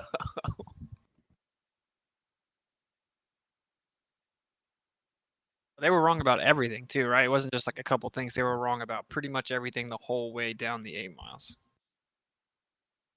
Yeah.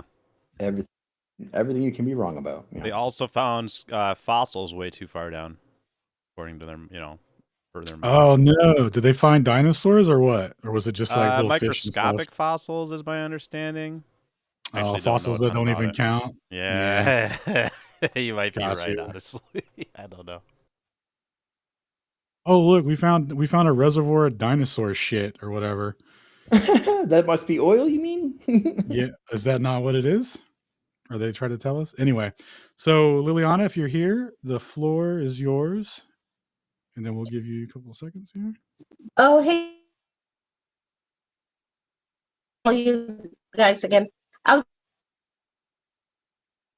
primary water floating around. I'll try and find it again. I had posted it a couple of times. And yeah, so basically that debunks the whole scarcity of water fear mongering that they've been doing. Like I remember reading way back in the 70s and 80s about how we were going to totally run out of water, blah, blah, blah, So yeah, so that primary water, it was this older gentleman. I think he's passed away now. And I think the video was from the 90s or something. I'll try and find it. And it was on YouTube. I think if you YouTube search primary water, I bet you'll find that because it was a very popular video. But yeah, there's tons of fresh water apparently, according to this guy, and he made a really good case for it. Anyways, the other thing I was going to say was, I'm sure you guys have like some kind of a list of like absolute total logic fails in the globe model. Like I'm sure you have it, and I'm sure that you guys have already articulated that in many like debates or whatever. But I was just thinking about this latest interview or debate or whatever you want to call it that I watched of Witsits with what's that guy's name? Big Tech or something? Yeah. And yeah, Big Tech. I think that's his name. Sorry. Yes, it's Big Tech. Yep. Yeah. Well, I'll give you a quick little feedback, even though it's unsolicited. Yeah, I know he ended up resorting to calling you a liar like at least half a dozen times. But I think what's going on is that, I think they're beginning to see that people like you and, the whole panel, the squad here, like you guys really know the physics of the whole thing. And so they're unable to really defeat you in that logic area with the physics, because you guys have all the citations and things. But the thing that I think that that impressed me about the way that you dealt with him was that you just kept pointing out to the fails in the logic of the different points that he was making without telling him that he was dumb and stupid. Because if something is illogical and it lacks logic, then it is dumb and stupid, right? But we don't need to tell them that because they'll find it insulting, and then it doesn't really make for any kind of progress. And the thing is that none of them have any original.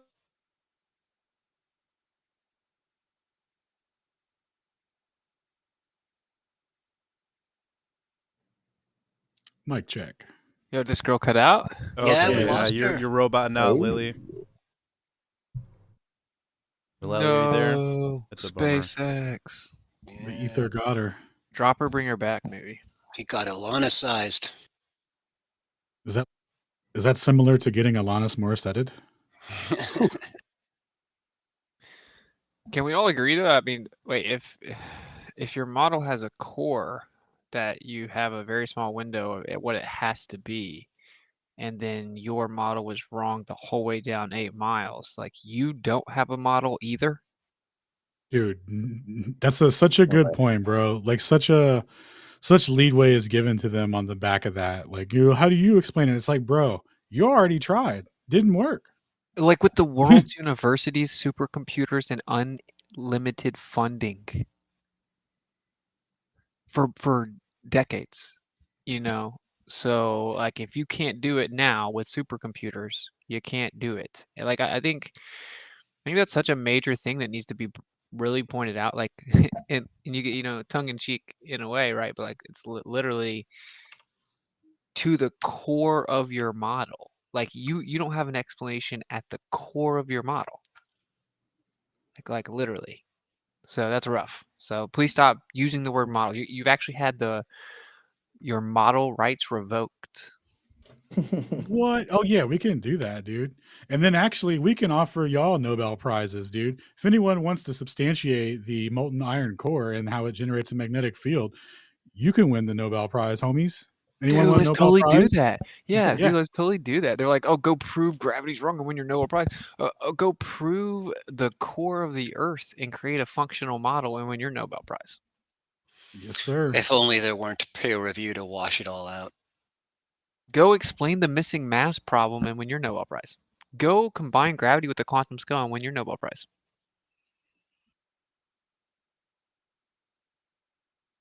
I just think it's funny. Like, I think we should really drive home that they don't have a model. We should really drive that home. Obviously, one approach is like, wait, can you send me a link to your model? Just send me a link to the globe model. Can you send me a link? I'll check it out. Can you send me a link to the model? It doesn't exist, dude. Send me a link to your model. Send me a link to your magnetic field model. Let me see it. Just like they say it like there's a website that answers all questions of physics in the globe. They're like, just go click on it. It's interactive. You can zoom in. It's awesome. It doesn't exist. There's no such thing as a globe model. Oh my goodness, dude. The magnetic field. Just like oh, like let me see your model. Just give me your geodynamo model. Let me see your model. Just show it to me.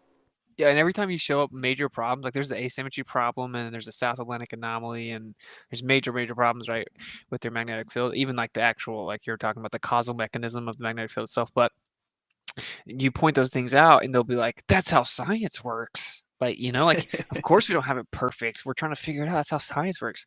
If we give you if they are like, how do you explain this and this on the flat earth? If we start giving them an answer, if they can find one thing we don't know the answer to, our whole answer can be dismissed. It's like, how do you not see that you look goofy doing that?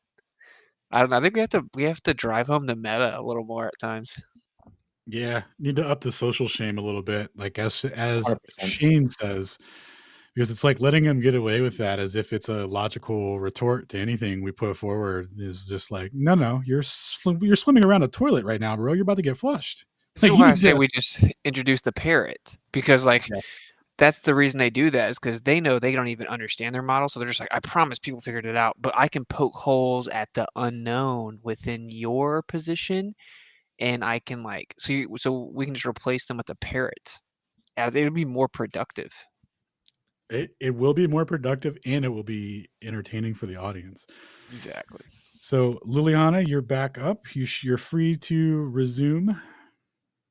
Oh, so sorry. I don't know where and how when I got cut off, but my whole thing was that I appreciated the way that Whitsitt kept, like, he didn't react to any of his, like, oh, that's just dumb, or oh, you're a liar. He said that at least half a dozen times, that you were a liar. And but you kept bringing him back to where the logic fails.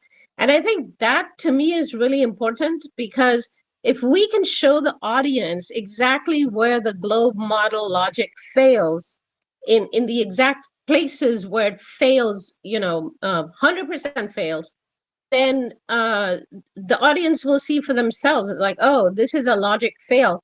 Like, for instance, like, I have never gotten a straight answer from a glober about, like, how do you reconcile the spinning on the axis while this Earth is actually moving at even higher rate, a higher speed, orbiting the sun, while the sun itself is moving at a much higher velocity as it's going around the Milky Way galaxy. Like, to me, that is such a huge logic fail, because that would change the speed of the axis itself, of the spin on the axis. So I think that pointing out the failures is really important, because this way it's nothing personal to them. It's a failure of the model. It's not a failure of their personal original thought, and they have no original thoughts. That all they do is just parrot the stuff that is the agreed upon model that they have right now. So anyways, that I was just trying to say that. And I want to say that, I don't know, I think, was it Alan, you did that Glober parrot last time, was it? It was so lovely. I hope that Glober parrot shows up every time, because I really enjoyed it. I enjoyed that tape. I don't know who made that tape, but I really enjoyed that one. Thanks. The parrot will definitely be making an appearance. Yeah, the parrot's here to stay. We had a meeting.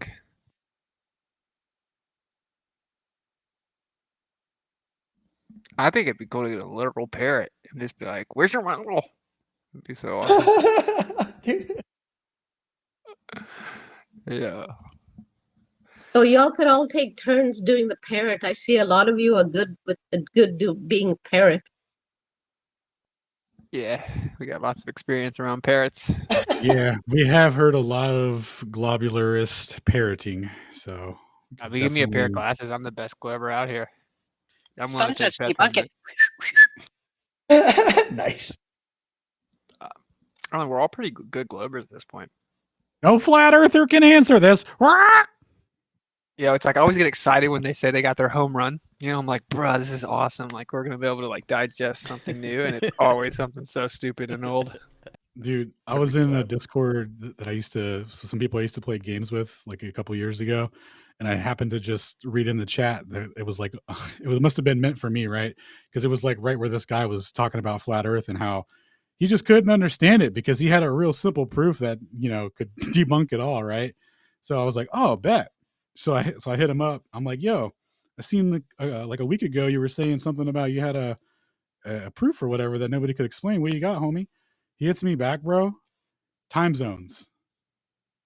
Time zones was his big proof. Nice. And yeah, and that was right after you had did your time zone thing and broke it all down. So I like started, laying it out. I'm like, look, it's non-symmetrical. It's the exact amount you would need if you were high, blah, blah, blah, right? Never got a reply. Nothing. Just straight ghosted me. You may have changed that dude's whole life, though. Yeah, I changed it no, I definitely didn't. He's definitely a glober still. Fair enough. Yeah, but imagine, at what point in time in your guys' flat Earth awakening were you ever compelled to get on the internet and stalk flat Earthers down and make fun of them? Never, actually, man. Right. So if you made it to that point, there's probably no coming back, right? Yeah, that's true. I had never thought of that. Yeah, you take a completely different path. Like I didn't even see that on the table. Like I was like, oh, I should go. You know what my approach was?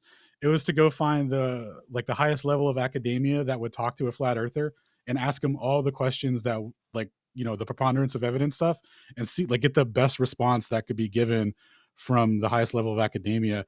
And it was staunchly underwhelming, dude. And it is why I'm here today. I talked to think about it though. It's like two different routes. Bro, I talked to a grown man that, college professor teaches other people. And I was like, so what's the evidence of water curving around a ball? And he was like, have you ever seen a wave? And I'm like, what's that? Come again? And he said, yeah, waves curve like it's round in like the ball. I'm like, all right, bet. So I definitely know it's flat now. And like there was like literally that was like I had been a flat earther for a while at that point, but when I heard that, I was like, oh, it's for sure a rap, dude. Like y'all don't know a god dang thing. Dude, the biggest red pill is when you find out that all the PhD professors, the physicists, the astronomers, the astrophysicists, quantum physicists, you name it, they have way, way, way worse arguments in this discussion than like the random anonymous anti-flat earthers that are obsessed. Like when you figure that out, when you figure out that when you talk to the PhDs, they have nothing, and I'm not exaggerating, I've talked to dozens of them. They have nothing. You're having to walk them through their side. When you have that red pill, you're like, oh my gosh, like this, they pulled this off, right? Like all these people teaching other people, they don't know anything about this. So that's when it becomes like super real. That's this whole facade of all these super smart people that understand it better than me. They could totally shut these flat earthers down. That's not true.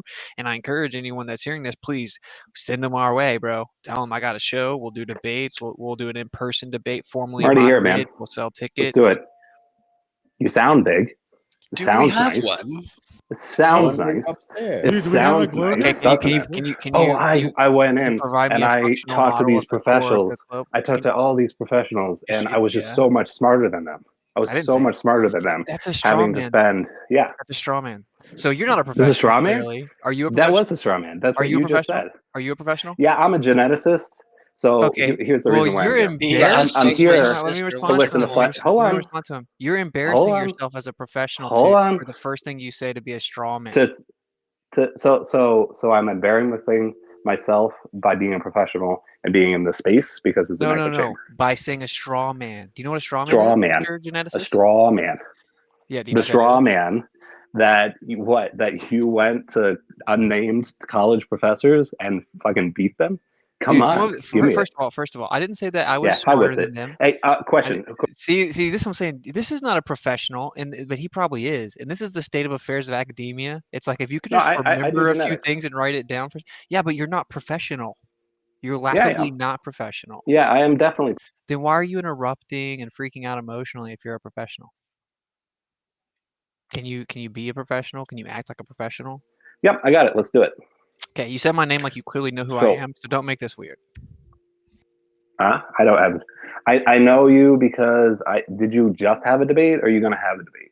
Is that okay? Whatever, bro. Wow. Okay, look, check this out. Do you have a functioning model of the globe Earth core? Yeah, it's called. Yeah, just look on Google Earth. That shit works. Look, all you have to do is make measurements on that. I knew he was going to say that. Yeah, do it. Well, I said, do you have a functioning model? Do you have a functional model for the core of the globe Earth? Go to Google Earth, right? Core? Measure Australia, and then see how that works against your map. The core is on Google Earth.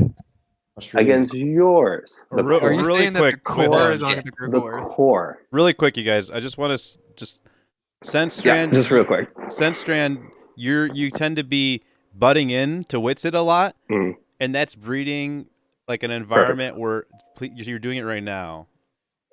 I need you to stop doing that. Because that's breeding an environment where other people are starting to butt in, and it's starting to become an incoherent. You're doing it again now. You don't need to say let's just try to stick to one person at a time. Otherwise, I don't know if that's even worth it because I never really see for you to be flat speaking. earthers There's no stick reason. To a point, so there's no reason for you to be speaking right now. I haven't finished speaking.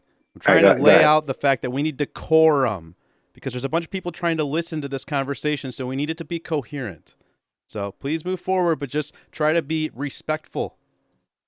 Well, all right, you just want to take. Why don't you just take terms with hands? He said flat earthers can't stick on one subject. And no, they can't. I brought up the core of the Earth, and you said Google Earth size of Australia. Like, are you? You said a model. You didn't say. Give me the core, right? No, I said, you want calculations on the core. Is that what you want? You need we can't split open the Earth with a giant blade and then just look inside it, right? Like you have to take measurements. I didn't say a model. You interrupted me. You interrupted me. Sense you're still interrupting. Get a grip. Right. So you interrupt me. This is why it's detrimental to do so, because you don't even know what I said. But what I said was, can you provide a functional model of the core of the globe? You interrupted I'm sure someone can. Okay. See, that's what I don't need to. You're appealing to the possibility. I don't need to appeal to that one possibility. Why don't I just appeal to the possibility that you can't measure what Australia is, right? Like if I went from one side of Australia to the other, you can't measure that. This is your second warning from me to stop.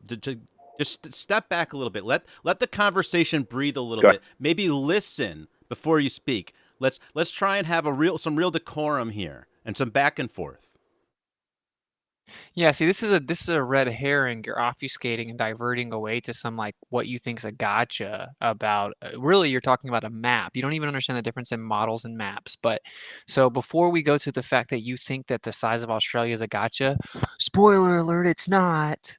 Let's talk about what the point is, that you're claiming that there's a functional model of the Earth and that it's a globe, and I'm going to the core of your belief, literally. The core. Let's start at the very center of your belief and see if it's even viable, as falsification is independent of replacement or red herring gotchas. So do you have a functional model of the core of your globe? Just say no if you don't know. It's okay. The functional model is easily shown with the show us. I thought I wasn't going to get interrupted, right? Decorum is only one way. Is this how it works? Thank you. Right. So we can measure electromagnetism, correct? Measure it where? You can measure electromagnetism or no? Where? On Earth. Sure, yeah.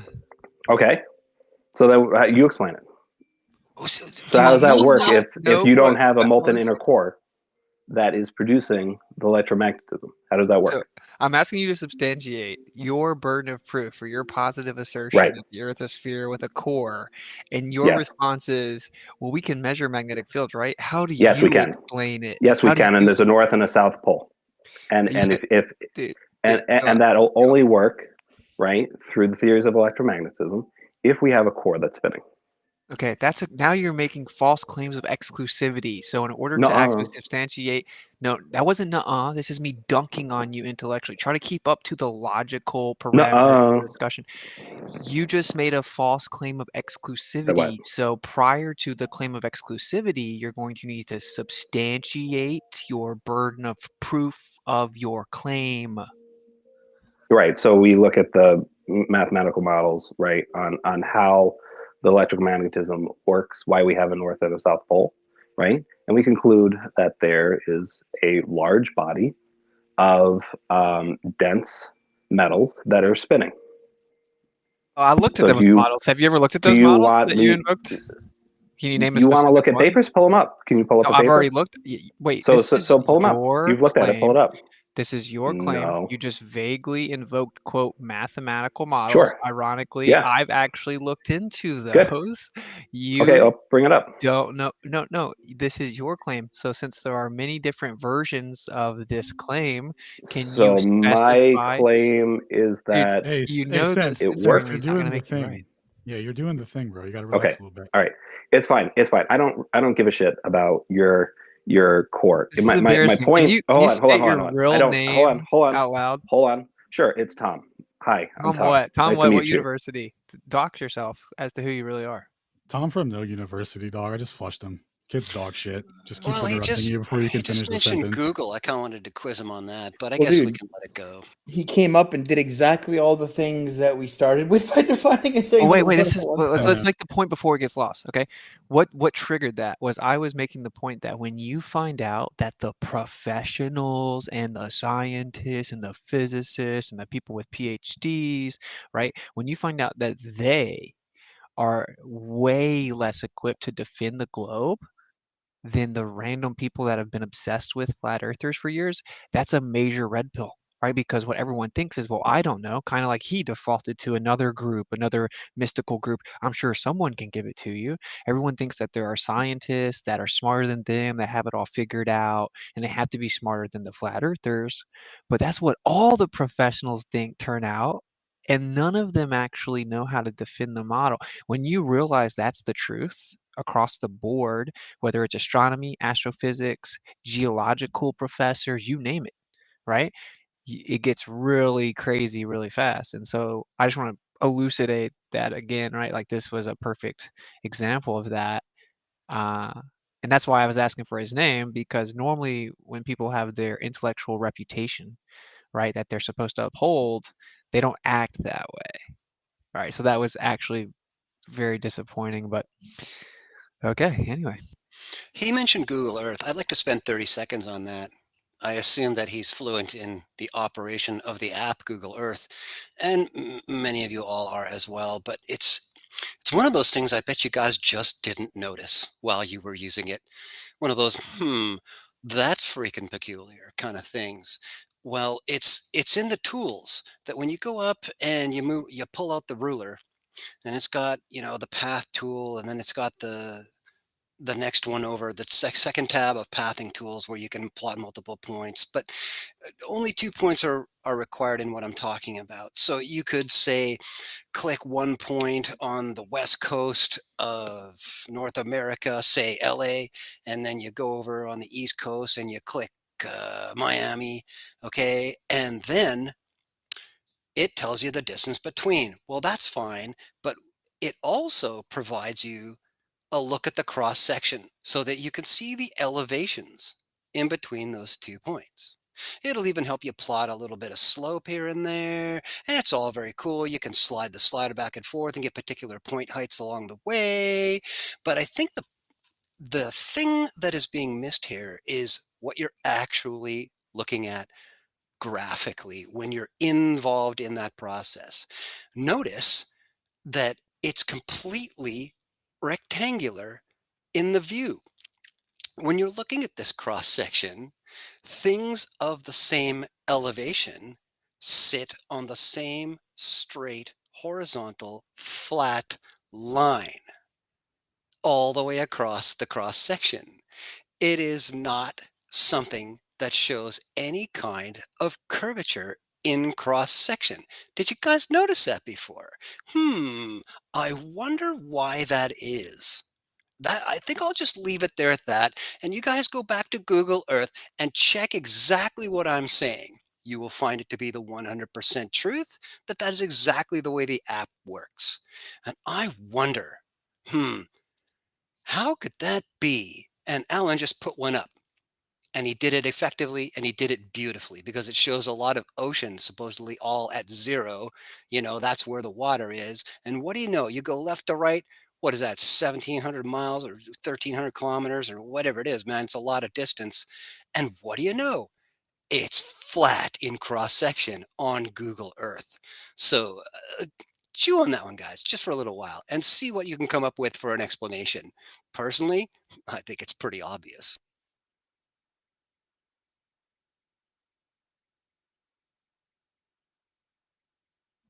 Nah.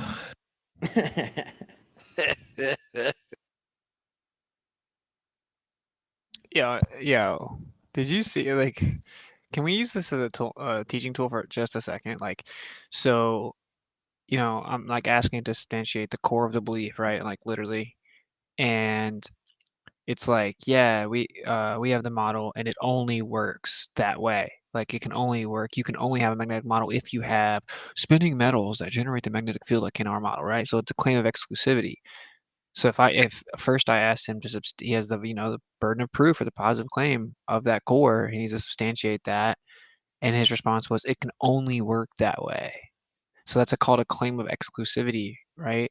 So in order to substantiate a claim of exclusivity, you must of course demonstrate logically with evidence and argumentation that's specific to that point as to why only your explanation can satisfy the need to like explain it basically exclusively. And before you can do that, you obviously need to substantiate the claim. before you can claim it's exclusive. And we just jump over to like, how's it work on a flat Earth? And dude, we just covered that. That's what happens every single time. I think you're going to be hard pressed to find anyone that defends the globe that doesn't do that, right? That's why the first thing they lead off with is the moon or Australia or Southern flights, because they don't ever want to, they can't substantiate the globe, so they have to just divert over to what they claim doesn't work on a flat Earth. So I think that's important for people to realize, because this is why there's a huge disconnect. The reason that no one becomes a flat earther and stops being a flat earther is because they didn't do that. The flat earthers actually went to try to prove the globe and the globe's claims. And that's when you find out, oh my gosh, there's no actual evidence for this stuff and it can be falsified. There's another group of people who think flat earth is stupid and they're still a glober and they can't believe people would ever think that. And instead of going to test the globe claim, they went over here and listened to other people claim why it couldn't be flat.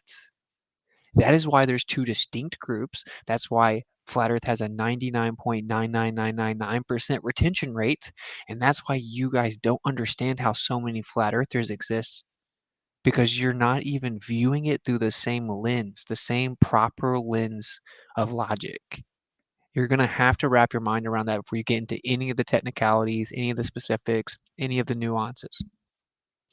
I really enjoy the Globy model here and there, when especially the geophysical model they explain. I kind of feel like I'm around a campfire listening to a really good story when they go into it.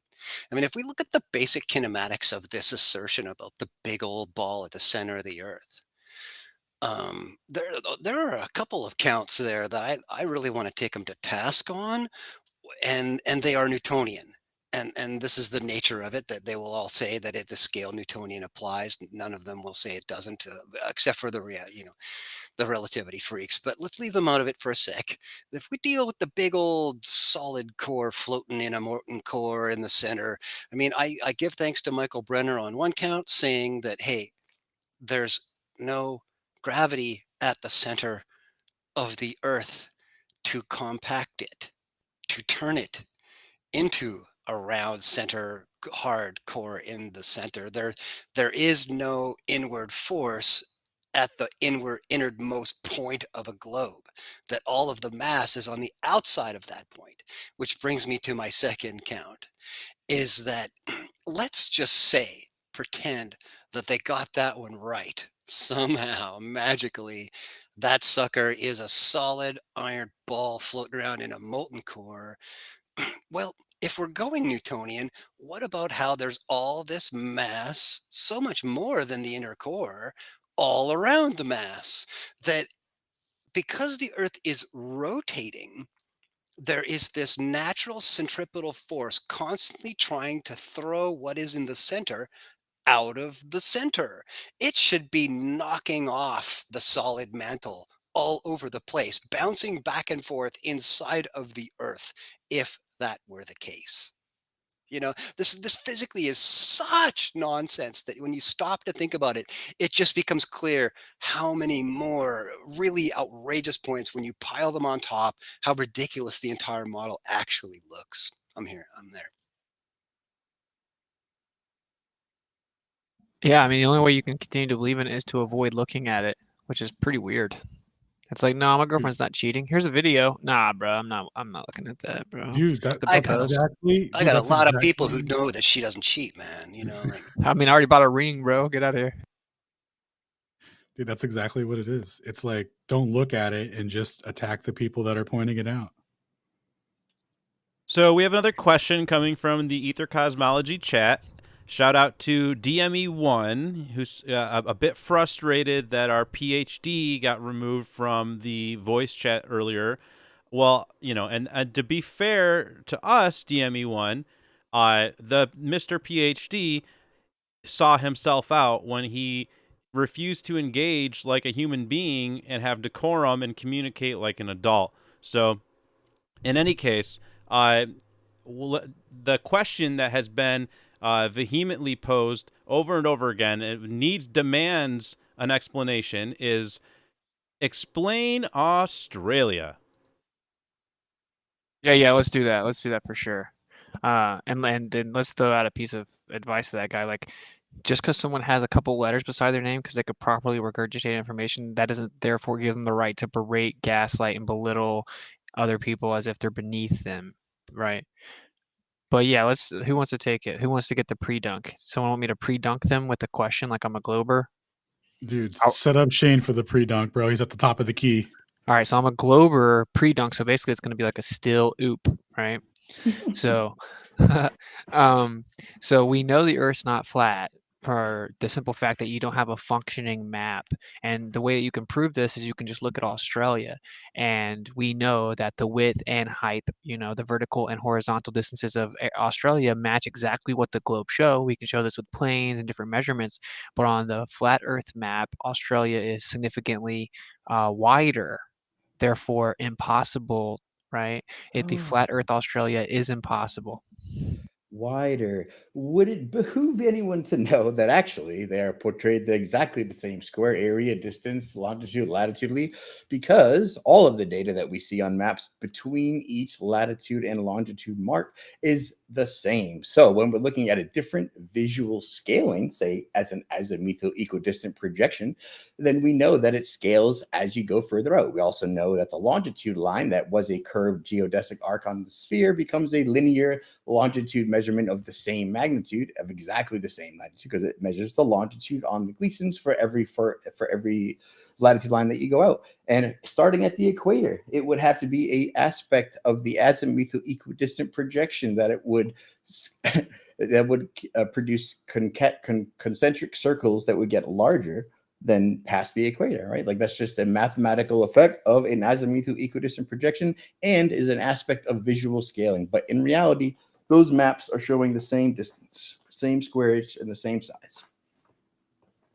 Let's also add that, of course, so it's obviously like coordinate system transforms and maps are just projections, but obviously you just take the flat Earth map for what it is on its face. Like, yeah, the South is wider, right? It's like bigger, and the thing about this investigation that becomes so interesting is the evidence consistently suggests that the South is bigger. And when you look into Australia, well, how are they claiming to determine it? They'll say, oh, well, a plane takes the same, they'll say the plane, so the distance basically from the bottom to the top of Australia and from the side to side is about the same. And it takes the plane the same amount of time we can fly there, right? Anyone that said that has never actually looked into that. They're just saying it. They're just assuming that they know the globe's so true that since the distances are close, the planes must be doing the same thing. When you actually look into it, planes don't take the same amount of time to travel from west to east as they do north to south in Australia over the same distances. They're actually different and they vary significantly. And then they use GPS and they make all these meridian corrections and all kinds of data corrections and then tack that onto what Shane's saying. You have no idea if Australia looks like that or not, right? And there's evidence of like the reason that Brazil has so many flat earthers is they know that consistently the maps and GPS doesn't match what the land actually is like. And Australia has tons of areas that no one resides. There are people that have come out and traveled on paths, on roads, long distances, and shown that it doesn't actually match what the map shows either. Okay, so there's layers to this like assumption that we know for sure exactly how Australia is mapped out, and we actually don't. We don't even know how it's mapped out. That's a fact. True. Right, comparing X to X is still what we started with, and then we're like, but we have a different X. And you're like, okay, well, wait a second. We don't actually know what the real size is, real dimension is. All we know is the WGS84 / Google Earth / satellite celestial coordinate system distance between and size, right? That's all that they give us. That's all anyone's allowed to work with. And here's the real question. If it is the same distance west to east as it is north to south, why is it taking the plane so much longer west to east? Yeah, we would just need a flat Earth map that would be equivalent to plot those on, and doing them on the flattened globe, of course, gives a visual distance scaling that is disproportionate, and people freak out because they don't know how to read maps. Let's just like logically think about it. Speed equals distance over time. If the planes are going the same speed, if the distances are the same north to south as it is east to west, it should take the same time for the plane to go from the west coast to the east coast as it does from the north to the south of the continent. But it doesn't. It literally doesn't, right? So if they're going the same speed, that means that the distance is different. This is just like the boat race you were telling you about, how all of a sudden when the boats go race in the south, they go like 4 miles per hour instead of like 30 or something. Okay, so the data consistently shows that the South is bigger. If you choose to remove that fact or just claim it's not true, you're coping.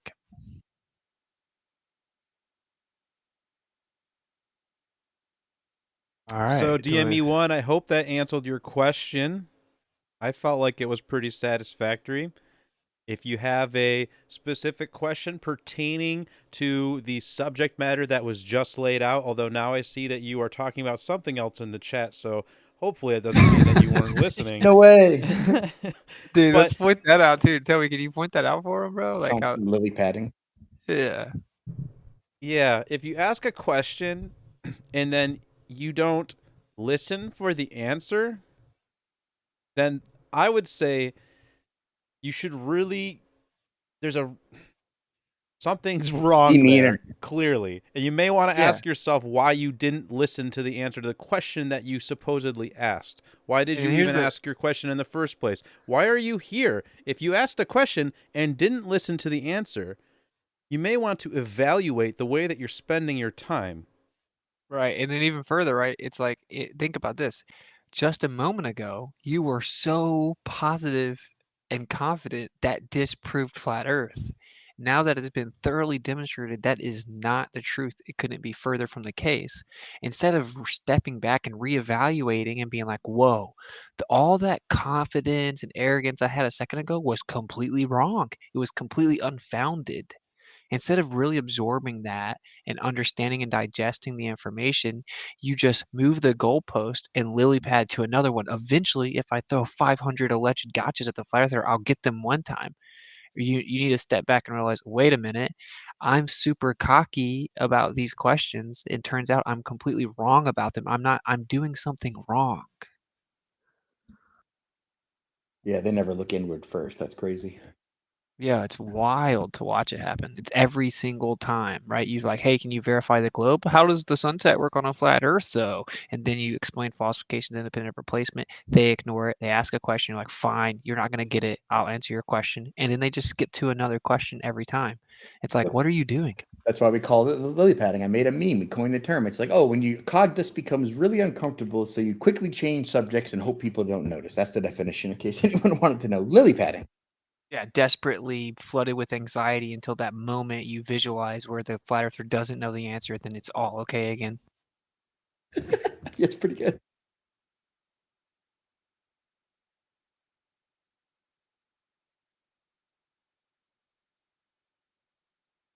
Well, I got more for you guys if you need some more.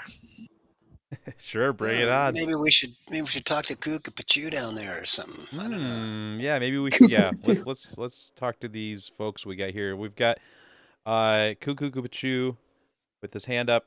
Go ahead, Cuckoo. What you got, bud? Okay, yeah. So before I go into asking some questions, so a guy knew that the Earth was round 2,800 years ago. I don't know if you've heard of him. Is he going to do the thing that we said he was going to do, or what? He's not going to say Eratosthenes, is he? No way he's going to say Eratosthenes. No, I got over under. Please, no buddy, say Eratosthenes. Come on. I don't know. Let me hear it. Or do you know it? Are you saying you're not sure of the answer unless we give it to you, or are you asking? Oh no, I know the answer. What are you doing? It's either Eratosthenes or you're going to say Aristotle, which is even worse. No. No, you guys are wrong. You guys don't know. Guy. It's a Greek guy. Show us the way, man. What were you thinking? His name's Isaiah. Oh, you're about to bastardize the Bible? Let's hear it. Oh, that's rough. You don't know that there's two different Hebrew words, and one's for circle, one's for ball, used in the very same book, written by the same guy, just a couple verses away from each other. So you just admitted that it says a ball. No. I just admit. You didn't hear what he said, yeah, did you? Buddy? It describes the Earth as a circle, which is a specific Hebrew word that's distinctly different from the word for ball in Hebrew. No, it's not. No, it's not. Okay, it's you want to bet $5,000? You want to bet what? You want to bet $5,000? I'm gonna put it in the jumbo trunk. Give me a sec. Go ahead and talk about it. I don't play the games with the nuh-uhs anymore. Like, let's just bet $5,000. It's a come up, bro. All right. But you want to bet? Oh wait, but you're anonymous. We know this isn't real. So, what's the Hebrew word for circle? I'm not sure, but I looked at it. What's the Hebrew word for ball? He says a circle, but it means sphere in Hebrew. It says circle in the English language, but it means when in Hebrew it means sphere. So are you saying that the word for circle and sphere are the same in Hebrew? No. So Circle. So circle can mean flat, right? Because it can mean flat, but in the Hebrew it's sphere. That's incorrect. In the Hebrew, it means circle, and in the Hebrew, there's a separate word for sphere. I don't think so. I know so, though. Do you? Yes. Let's look it up. Someone's about to drop it in the jumbo. Yeah. Okay. Okay. So it's like and chug. then, Chug is one of the words. Yeah, give me just Chug one sec. and cur or something like that. And this is crazy that you. So are you going to admit you're wrong when we show it though? Show what? That Isaiah used the Oh word yeah, circle. I'll admit it. I'm honest. I'm not prideful and try to all wise. Isaiah used the word circle, says the earth is inscribed, the face of the earth. By the way, spheres don't have a face, and there's a circle inscribed, right? And then he turns around and uses the word ball later for something completely unrelated to the earth. They're two separate words in Hebrew. I wanted to press pause on this just for a second while Pizzo is still ready to get into post there. Are you saying, Kook, that you are resting your assertion as proof of the globe on something some dude wrote in a book a really long time ago who's no longer here for follow-up questions? So when you add, what a wise man does is he adds up all the evidence and he weighs it one side on the other. Okay. The evidence that you're Let me citing, answer. though, Let me Kook, just let me just your ask. Can I evidence, answer Kook, your question? I Will you let wanted me? you to confirm that I was talking about some dude who wrote something in a book a really long time ago. That's your Yeah. evidence here, right? Well, there's supporting evidence to support that evidence. No, dude, not to mention the same book Yeah. you're invoking says the Earth's immovable and fixed and stationary, and that there's a firmament that's solid holding back literal waters above it. The very book you invoked, the very book you invoked directly contradicts the globe Earth model of today. Hints all depictions of Hebrew cosmos. How you do it? Listen to this. Is that how you do it? You just Hey, talk over me? wait. Like No, you want to sit here and make fun of me, but all you're gonna do is talk over me. interrupting me. You are whoa. You guys really got some heavy artillery there, huh? Okay, so again, the very book you're invoking, right, specifically describes a cosmology that contradicts what you're invoking it to support. It's called Like what Hebrew. cosmology? Stop interrupting me. Oh, huh? I didn't interrupt you. Yeah, okay. Okay, so it's called Hebrew cosmology. So Google it. Google what Hebrew cosmology is. Okay, it comes from what the Bible says about the earth. It isn't a spinning What ball. is called Hebrew cosmology? Where Okay, does but it hey, say that in the Bible? It's in the Jumbotron now, by the no, way. it describes the earth throughout the Bible. It says it's immovable and fixed on pillars, ends of earth, corners of earth, a circle drawn within the face of the earth, that there's waters above and there's a firmament holding it back. If you want to read that you were wrong about the Hebrew word, then look in the Jumbotron just above the space. It's going to show you there's a Hebrew word for circle. There's a Hebrew word for sphere. When he described the earth, he specifically did not use the word for sphere. So this evidence actually... I can't see it. Where is it at? Right above the space. Piezo I'm dropped it. looking at it. It says the sun never sets. It only moves far enough away to whatever. What? You gotta punch the left arrow a bunch of times to make the white dot go all the way to the left on the little gray dots, and then up top you'll see a post by Pizzo. Okay. Piezo.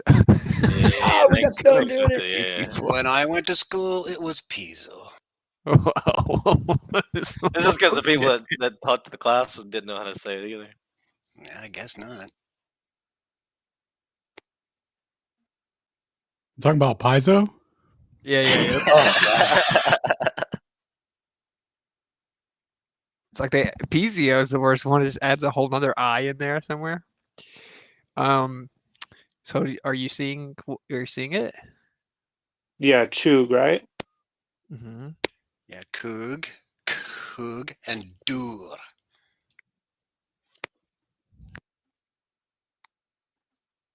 Okay, so why does it have two different names?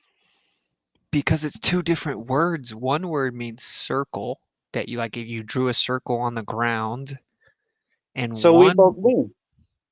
One word means circle, and it literally in the context is saying drew a circle on the ground. The other word, it doesn't say that he drew a circle. No, it says you sit on the circle of the earth. You sit on the circle. Does the Bible say he drew a circle? No. Okay, so you're not familiar with all the biblical descriptions of the earth, obviously. It specifically says he drew a circle in the face of the earth. Where, in Isaiah? No. Oh, so you're just bringing something up out of nowhere that doesn't even say that? Oh, I so read the Bible. wait, you're cherry picking the Bible now? Are you claiming that Isaiah was? Are you claiming that? Are you claiming that Isaiah was? Stop interrupting me. It shouldn't be so hard for you to disprove me. We're talking about an old man, right? You know what the Bible also says? He who does not bridleth his tongue, his religion is in vain. Yeah. Well, why do you keep interrupting me? Because you don't let me talk. That's patently false. We all sat here in silence waiting for you to respond. Patently false. Okay, you're just evolving, dude. We can move on. It's all good. But the point is that you're basically claiming that Isaiah is contradicting the other scriptural descriptions of the earth. It doesn't even matter. Just Isaiah alone, it clearly describes the earth as a circle, and it uses a separate word than the Hebrew word for sphere. The evidence is right in front of you. That's the concordance. The concordance is in front of everyone. They can go look at it.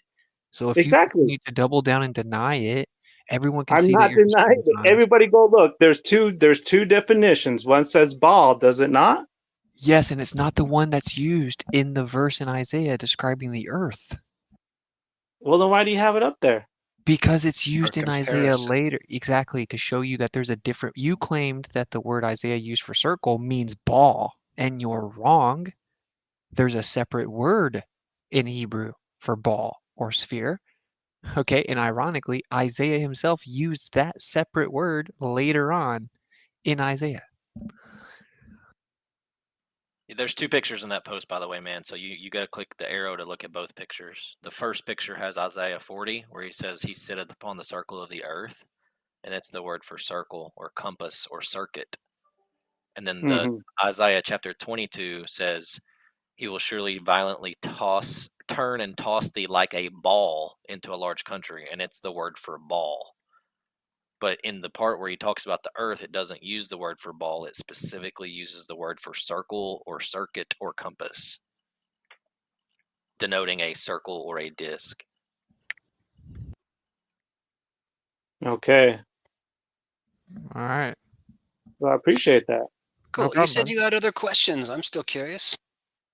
Yeah. So about the east-west traveling plane is the time is different from the north-south.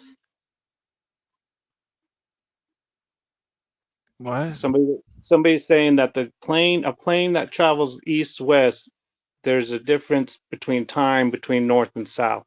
Specifically in Australia, it's because some people claim that Australia is basically the same distance east to west as it is north to south, like coast to coast, and that on the flat Earth map it looks like it's wider, and so that disproves flat Earth.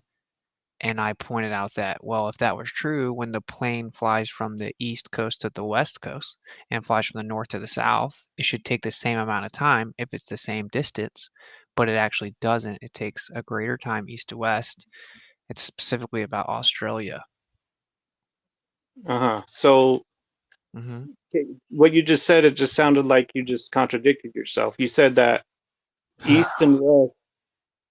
Oh, I apologize. Maybe I should just leave. I'm not going to burden you with my questions. Okay? No, it's okay. I'm just so tasking. I'm gonna let so tasking. I just brought up a guy, and like, yeah. So no, it's all good. I'm just gonna let someone else talk to you.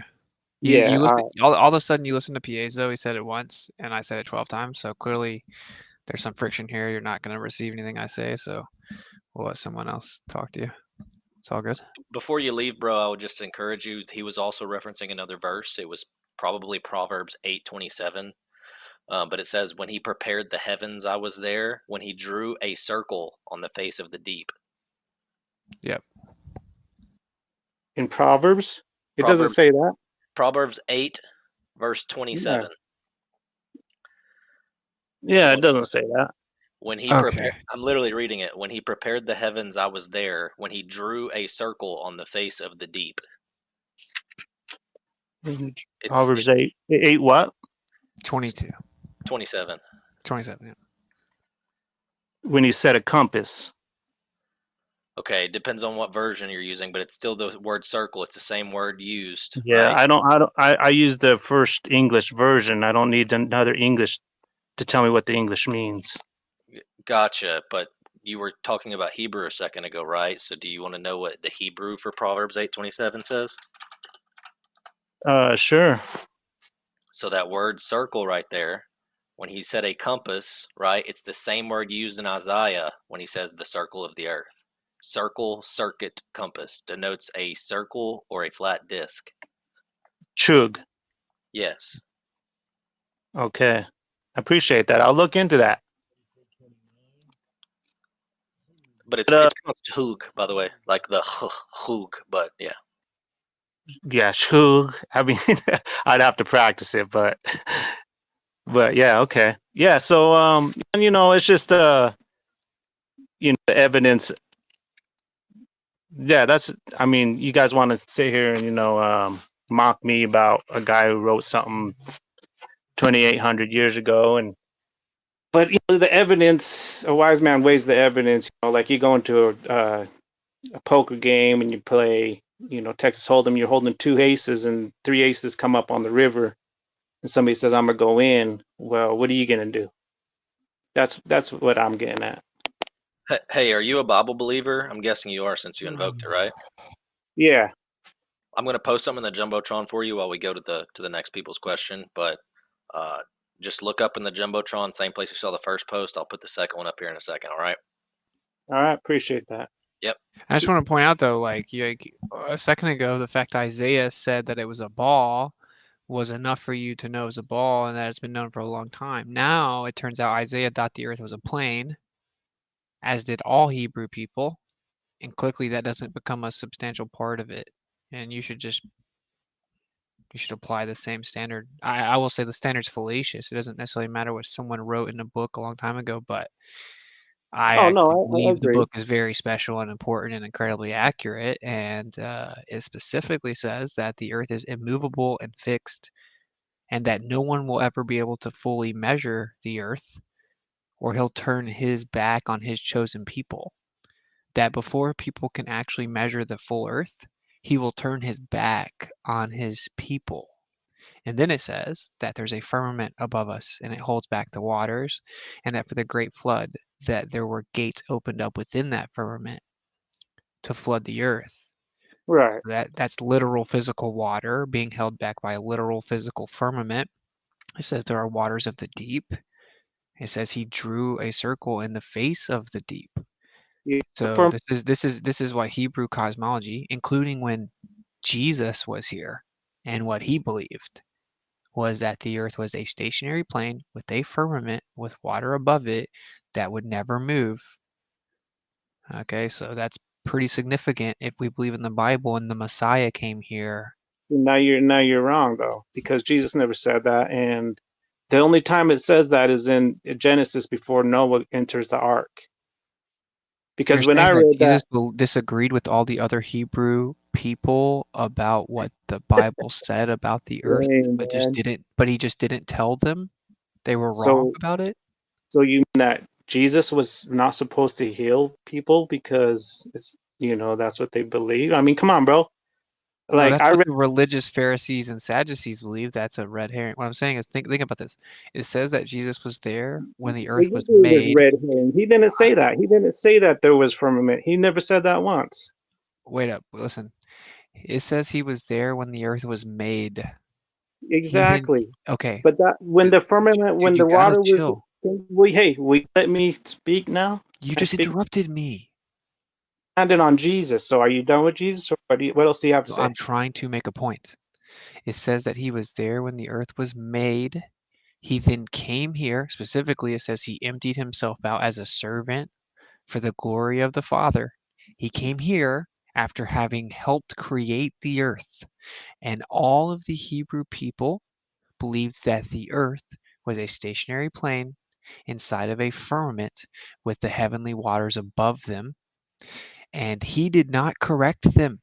He did not say, actually, what I made was a spinning ball in a vacuum that's tilted and wobbling 4 different ways. And when it says immovable and fixed, it's actually just a metaphor for the fact that it's always moving. He did not correct them.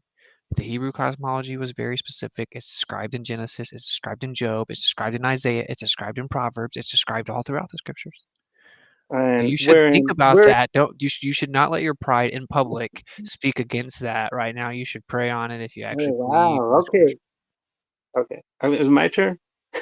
It's in the jumbotron, and but it's in the jumbotron. So okay. So the only time it talks about Earth in the New Testament is Peter, and he said the old Earth's gone, and the firmament is the birds can fly in the firmament. In the Old Testament, it says that. Now that's not a solid mass. The water that was held up, that was what was keeping people alive for hundreds of years because it was a thick atmosphere. That's why when Noah came out of the ark, it wasn't the same earth. That's why he got drunk, is because he drank too much wine. So Jesus never quoted anything about the earth being firmament or nothing. I don't know why you want to go on that tangent. Oh my gosh. Okay. Can I address one of the things you said when you're done? Are you good? Yeah, you got it. Yeah. So the thing about the birds, okay, it doesn't actually say that they fly in the firmament. Now, if you're reading King James, I'll read this what it says. It's Genesis 1 verse 20. God said, "Let the waters bring forth abundantly the moving creature that hath life, and fowl," or birds, right, "that may fly above the earth in the open firmament of heaven."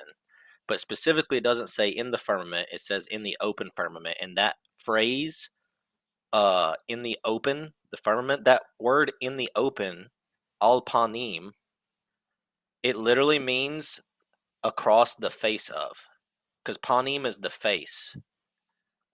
So when it says that birds fly across the face of the sky, or sorry, of the firmament, it means that, like, to you, as you look at them, they're flying in front of the visible face of the firmament. It doesn't mean that they're in it, because it says that the sun, moon, and stars are in the firmament, and the birds are not flying where the sun, moon, and stars are. Correct. And the word for firmament, rakia, beaten out, strong as bronze, and the gates were opened up where heavenly waters came down. There is not a scholar in the world that will tell you that Hebrew cosmology was not a stationary plane with a physical firmament and waters above. What most people say is, well, the Hebrew people just didn't know, right? They wrote based on what they believed at the time.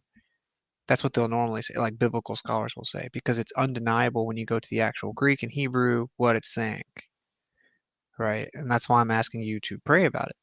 Just pray about it. If you truly believe in it, just pray about it, right? Because, I mean, he's not going to, what is there to hide, right? So. And the historians even. Oh, I'm sorry. So I'm looking at this thing you put on the top or whatever. What's that called? I don't know. The jumbotron. The jumbotron, and it says the ancient Hebrew conception of the universe as it has waters above the sky, right? Above the firmament. Yeah. So what you just said is contradicting what you just said, because the birds fly in the firmament, which open firmament, whatever. I mean, across the face of it, brother. So it's not whatever. It's a specifically important distinction. Across the open firmament. Is that what it says? Across the face of the firmament, meaning when you look up at the birds, they're going to be flying in front of the face of the firmament. He didn't explain to you. It also says that the sun and the moon are inside of the firmament. And we know that the birds don't fly where the sun and the moon are. It says in the firmament of the heaven are what lights are, because there's 3 firmaments really in biblical understanding. There's the sky, there's the the sun, the space, and then there's God where he sits. There's So now three heavens. you're refuting your own point by saying you're acting like the birds are where the firmament is, and now you're saying, oh, it describes lower layers, which it does, right? And that's the whole Yes, point. it does. And if you It look does. at the actual depiction Alan dropped, both of them, it's showing a solid expanse, a solid container. Okay. It says that the firmament is stretched out like a tent over top of the earth. The word for firmament is rakia, and the word means beaten out, strong as bronze. It is a So solid surface. That's what the word means. space is space like that? Bro, I don't know what space is because It there's a says firmament of heaven. It says right here, firmament of heaven Well, in I'm super bored. I don't know about everybody else. 115. yeah, I'm not gonna get into the whole like either research it or don't, my brother. You know. No, I'll research the word. Yeah. 3 heavens, by the way, not 3 firmaments. 3 heavens. The firmament is one thing. There's not more than one firmament. Well, it's regarded, the sky is regarded as heaven too, I believe, in the Bible. So there is 3 Yeah. heavens. Yeah, the atmosphere is the first, yeah, and the firmament's the Yeah. second, and then the Well, throne room of God, the heavenly realm, would be the third in the 3 heaven conception. There's multiple Jewish conceptions, but the main one that you see biblically speaking is 3. It doesn't mean there couldn't be more than 3, but there's at least 3. But typically, that's how people view it, as 3. And yeah, Right. the first would be the atmosphere. The second would be the realm of this, or the area in which the sun, moon, and stars occupy, the firmament. And the third is where God's at.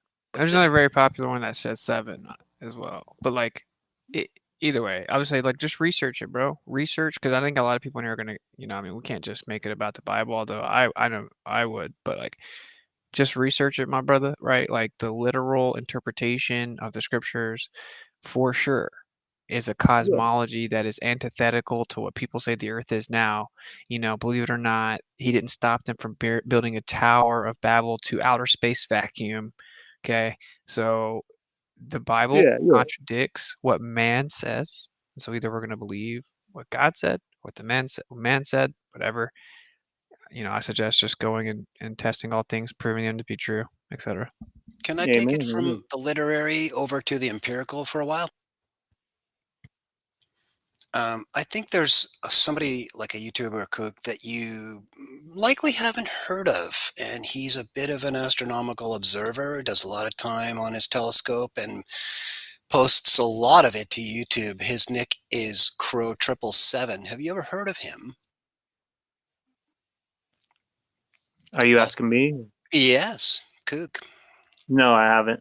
Okay, great. So write this down. It's like the word crow, but add an R and then put 3 7s on the end. He's the guy you're after. And you're looking for stuff that's actually been up for a couple of years now. He uses the term lunar wave.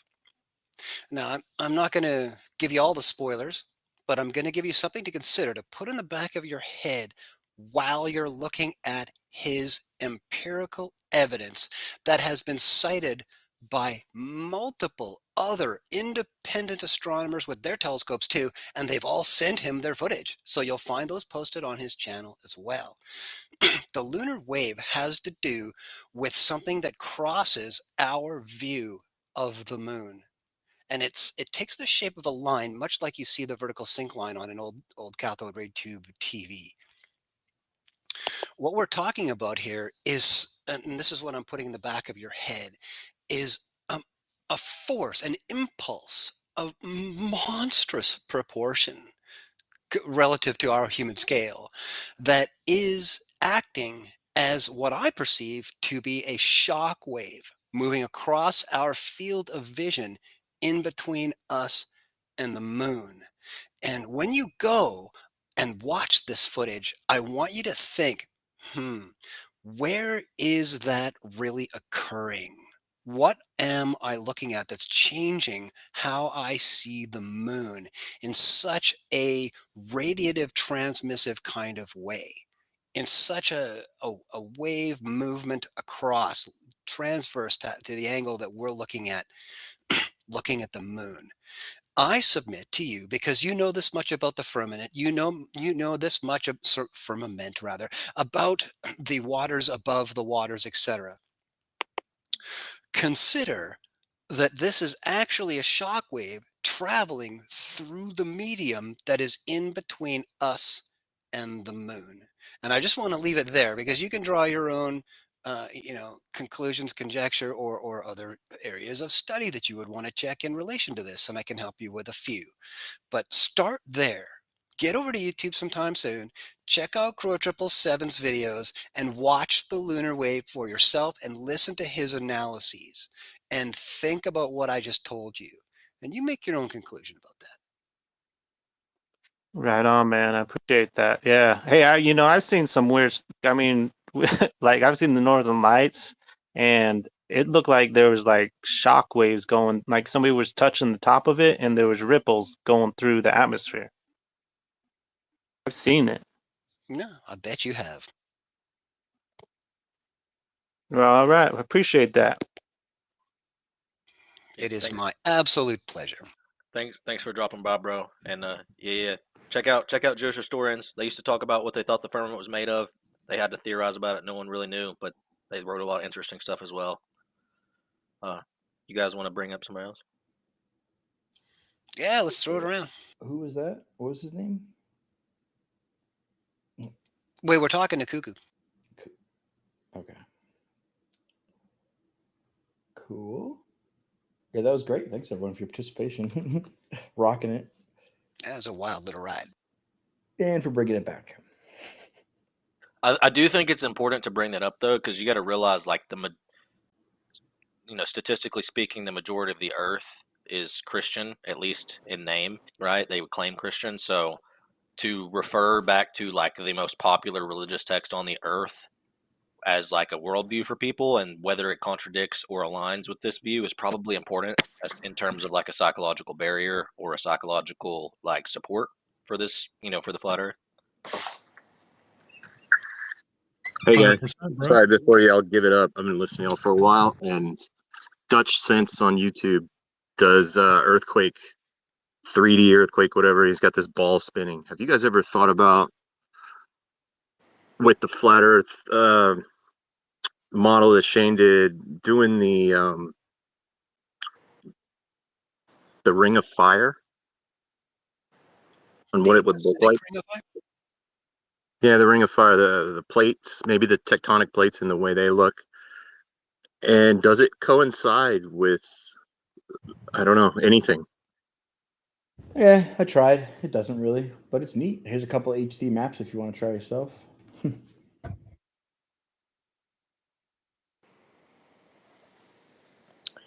Yeah, I just see a water-land boundary there. Good evening. Been enjoying listening to you guys discuss all this.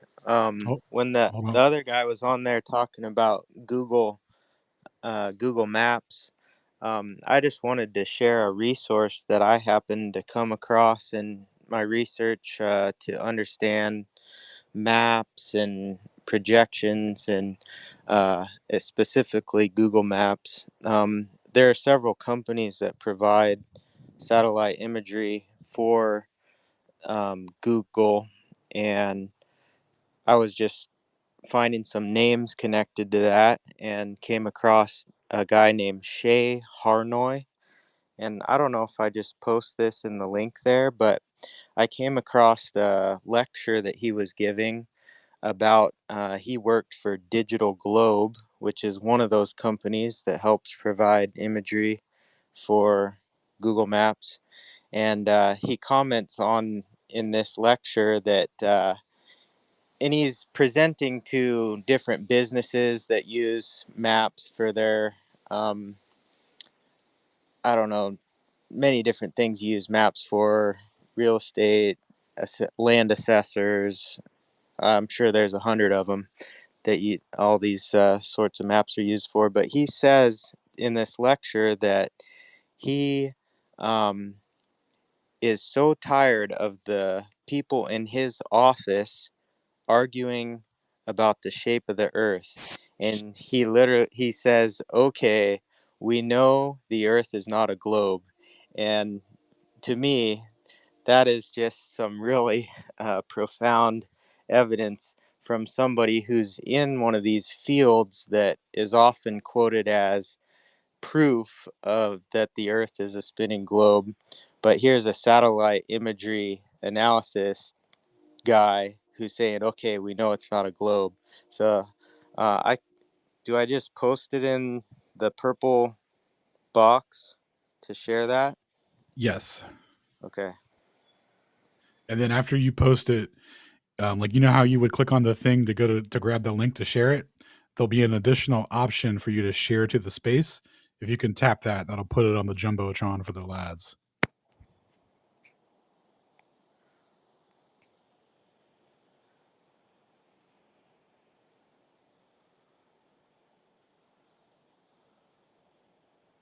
Wow. What's up? I can't control or see most things. Oh no. Is it happening Twitter again? It's always happening. Nice. Well, shoot, we got to get this dude's post. Do we though? I can't see who's talking, and I'm kind of interested in it. Okay. Yeah, same here. All Who right, was that all who right. was just talking? Is that Nathan or I think someone I just brought up, Nathan. Yeah, that was me. I just pulled up and tried to paste the link, but it won't paste in there. Oh shoot. If you can just post it normally on your channel, I'll pull it up for everyone. On the YouTube or? No, just post it punch like as if home you're and gonna hit your own? Yep, just tweet it out as if you were just gonna tweet it into the ether, and I'll pick it Okay. up for you. Sorry, I just joined Twitter, so I don't really know how to use it. Oh, you're good. I was like that my first couple of weeks around too. It takes a minute. Now I'm all like, put it in the jumbo now, or your shit. You know. Oh, hey, like, real quick, I have a question for my chat from a guy that I would like to ask real quick if we got a chance. The same guy? Nope, this is someone different. They're a flat earther. They said they want to know. Shoot, I got to scroll way up to find it here. It was pertaining to. Oh, they were wondering if we could use an accelerometer to measure distances. Was the question, if I recall correctly. They asked it numerous times, so I really wanted to get it relayed. It seemed an important question to them. I think they might want to quantify their question a little bit to get a better answer. And as soon as we get into inertial navigation systems, my man Alan has been thoroughly debriefed, and we'll cut that stuff to slices, instantly. Yeah, so I would throw in my quick 2 cents that there is potentially a speedometer that can actually be developed from interferometry that you could put on 3 axes and measure your distance through or your motion through absolute space. There's a patent for that from Ruyang Wang in 2004, and then there's also a patent from Toyota and a patent from Nikon for the same thing. So, go ahead, Alan. Yeah. So using like an inertial navigation system for distances and whatnot won't really work because they have the Kalman filter in combination with it being like a GPS receptacle. So basically, it's the device itself is shown to be like not able to, like, this is like the commercial ring laser gyros that they use for airplanes and whatnot, is shown to be not up to snuff on its accuracy for detecting distances and whatnot. So they basically just hammer in straight up GPS corrections, and if you're connected to GPS, you are 100% always going to be on the ball, with no deviation. So there's that. I think that's what you were asking about. And then so in regards to the absolute speedometer or whatever with the patents, so we would have to like develop our own that's not getting additional input from GPS or anything like that. And then yeah, you could absolutely do it. And I think that's probably a big reason why linear interferometry is being kept under wraps like that, because once it's well known and established that you can just know your absolute position like that and get distances, what would stop somebody from doing that in an unregulated manner and falsifying distances between locations? So then, what about mapping the inputs of the accelerometer? I'm assuming they mean the outputs with our own program, I don't think it would. Go ahead. Well, no, it would just be you would just use the equations for the fringe, right? So based off of your velocity, and then you would just go how long were you velocitying, right? So you wouldn't really have to add any other crazy stuff except you'd have to come up with and this was a problem with the gyroscope data from Bob, right? With the temperature fluctuations, you have to come up with a way to zero that out, and depending on how accurate you want it and all that kind of stuff, that's where you're going to get into problems with accuracy and precision and cooling and all that, where you're going to have to start accounting for other things, and then like how much of that do you round off. But knowing what you would expect to get in the fringes, based off of how it works, or how that works, how that relationship works. I mean, if we built our own, you could definitely do it. Hey, cool. Alan, I wasn't sure how to do that. I replied that link to your pinned post on your Twitter. Nice, close enough. I got you, bro. If you go to the 4-minute and 45-second mark, it'll have this guy named Shay talking about it. Cool, thank you. I'm gonna find it now. Let's see. You were talking about the gyroscopic research too. That's something that I was very interested in, because when I first heard about flat Earth, I started looking into the optics, and there's a lot of things, diffraction, all of that in it, that makes it very challenging. And I kind of came to the summation that I wanted to research mechanical gyroscopes. And so I started reaching out to some earth science professors at different state universities, and I got a hold of Christopher Giachelli at Ohio State University in the geodetic science division, and was asking him some questions about gyroscopes. And so I ended up purchasing a vertical gyroscope from aircraft junkyard, and I had to get an inverter to make it in a DC voltage source, so that I could hook this up in my basement and mess around with it. And anyway, this gyroscope that I got, and Dr. Giachelli responded back to me about the mechanical gyroscopes, and he mentioned that the accuracy of any navigational grade gyro is 7.3 to the negative fifth power radians per second accuracy. All navigation grades will have that, which is plenty, at least enough to sense the Earth's rotation rate.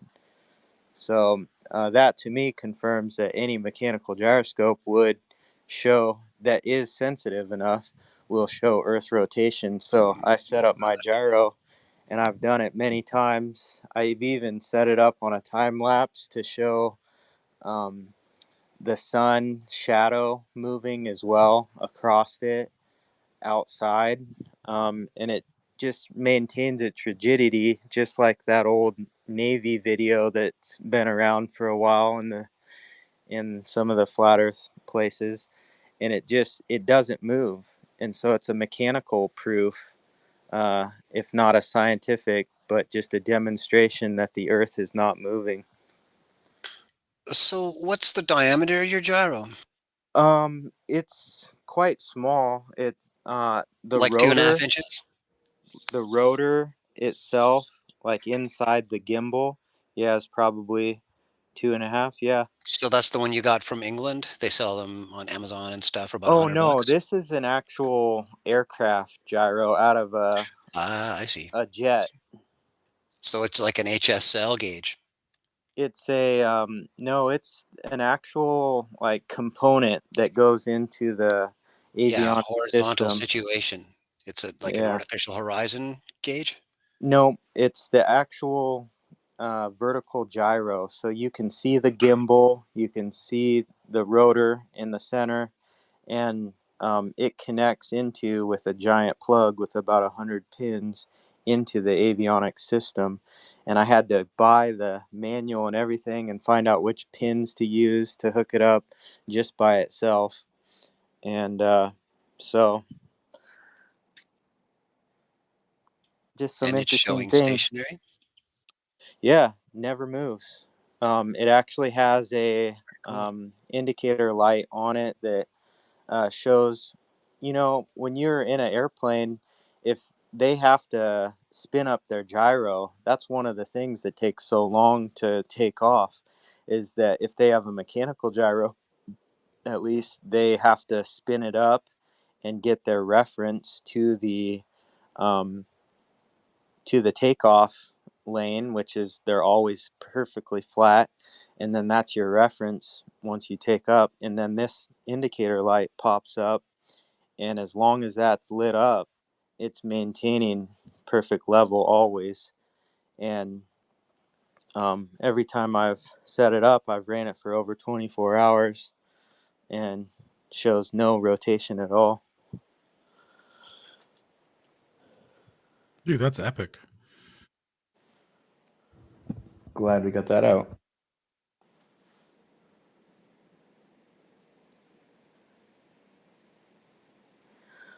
Would this, Alan, that I gave you that link of this kind of map specialist, that would be a hostile witness against Globe?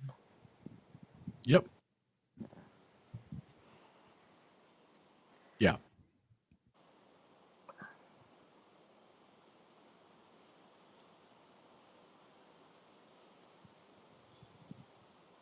Yeah, what time stamp did you say that was again? 4 minutes something? 4 minutes, 45 seconds, and at about maybe at 5 minute mark where he actually says, okay, we know the Earth's not a globe.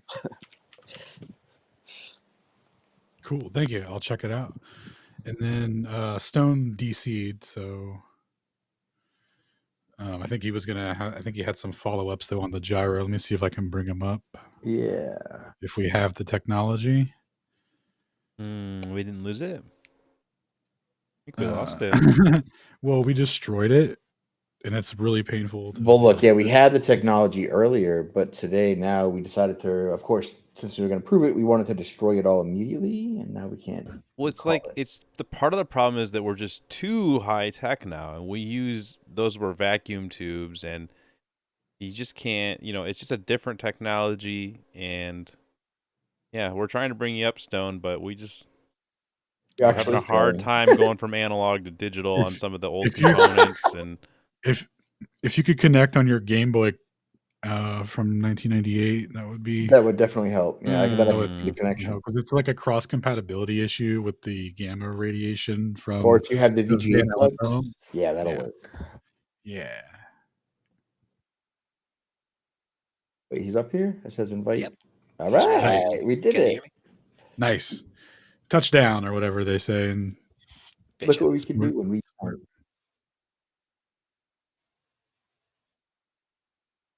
All right. Did you have anything you wanted to add to the gyroscopes, Stone? I know you're into the mechanical stuff, the mechanical gyros.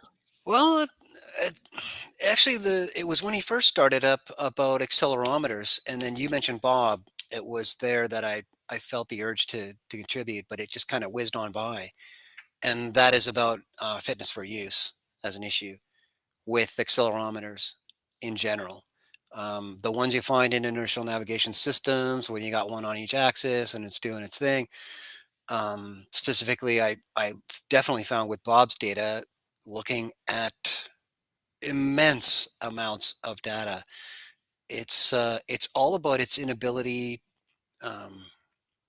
to show you any kind of zero value. That it'll go to 12-ish decimal places to show you a non-zero value, to show you some kind of movement that's not there. And the long and short of what I'm trying to point out here is the inevitable conclusion that that style of accelerometer is really not fit for the task of measuring the motion of something that is stationary. You're just kind of working against the mule. That's all I really wanted to point out there. No, thank you. That's super important because somebody actually thanks Bob to me earlier today, and I was like, "Yeah, block," but also it never ends. Never ends. But it is good to get the information out and explain, how those work. So if that's all we got on the gyro, I did have one other. Oh well. No, you're good. Go ahead. You got it. Well, as far as the accelerometers go, not necessarily specifically in the case of a gyroscope, but I mean something that would do the same thing. The question that came up a little bit earlier was if it would be possible to use accelerometers, and we know that there are Kalman filters and everything in the INS systems as well as the aerial versions of the INS. I forget what the acronym is for the aerial ones. But technically, if someone was tech savvy enough, they could create a 3-axis accelerometer and just simply do a change in acceleration over time plot and use the acceleration to derive the velocity with respect to an inertial starting point. They could take references before the plane took off and then fly through the southern hemisphere, and if they wanted to, they could technically map out XYZ coordinates of the plane's travel if they were to do that. But yeah, I mean, that would be kind of hard for most people, so technically it's possible, but no, very away. But you're talking about tracking motion. It's totally fit for that. You give or take some drift factors and yeah problems. Sure, no, that's exactly what it's meant for. That's what's used in ICBMs and as well as supposedly Apollo missions. That even the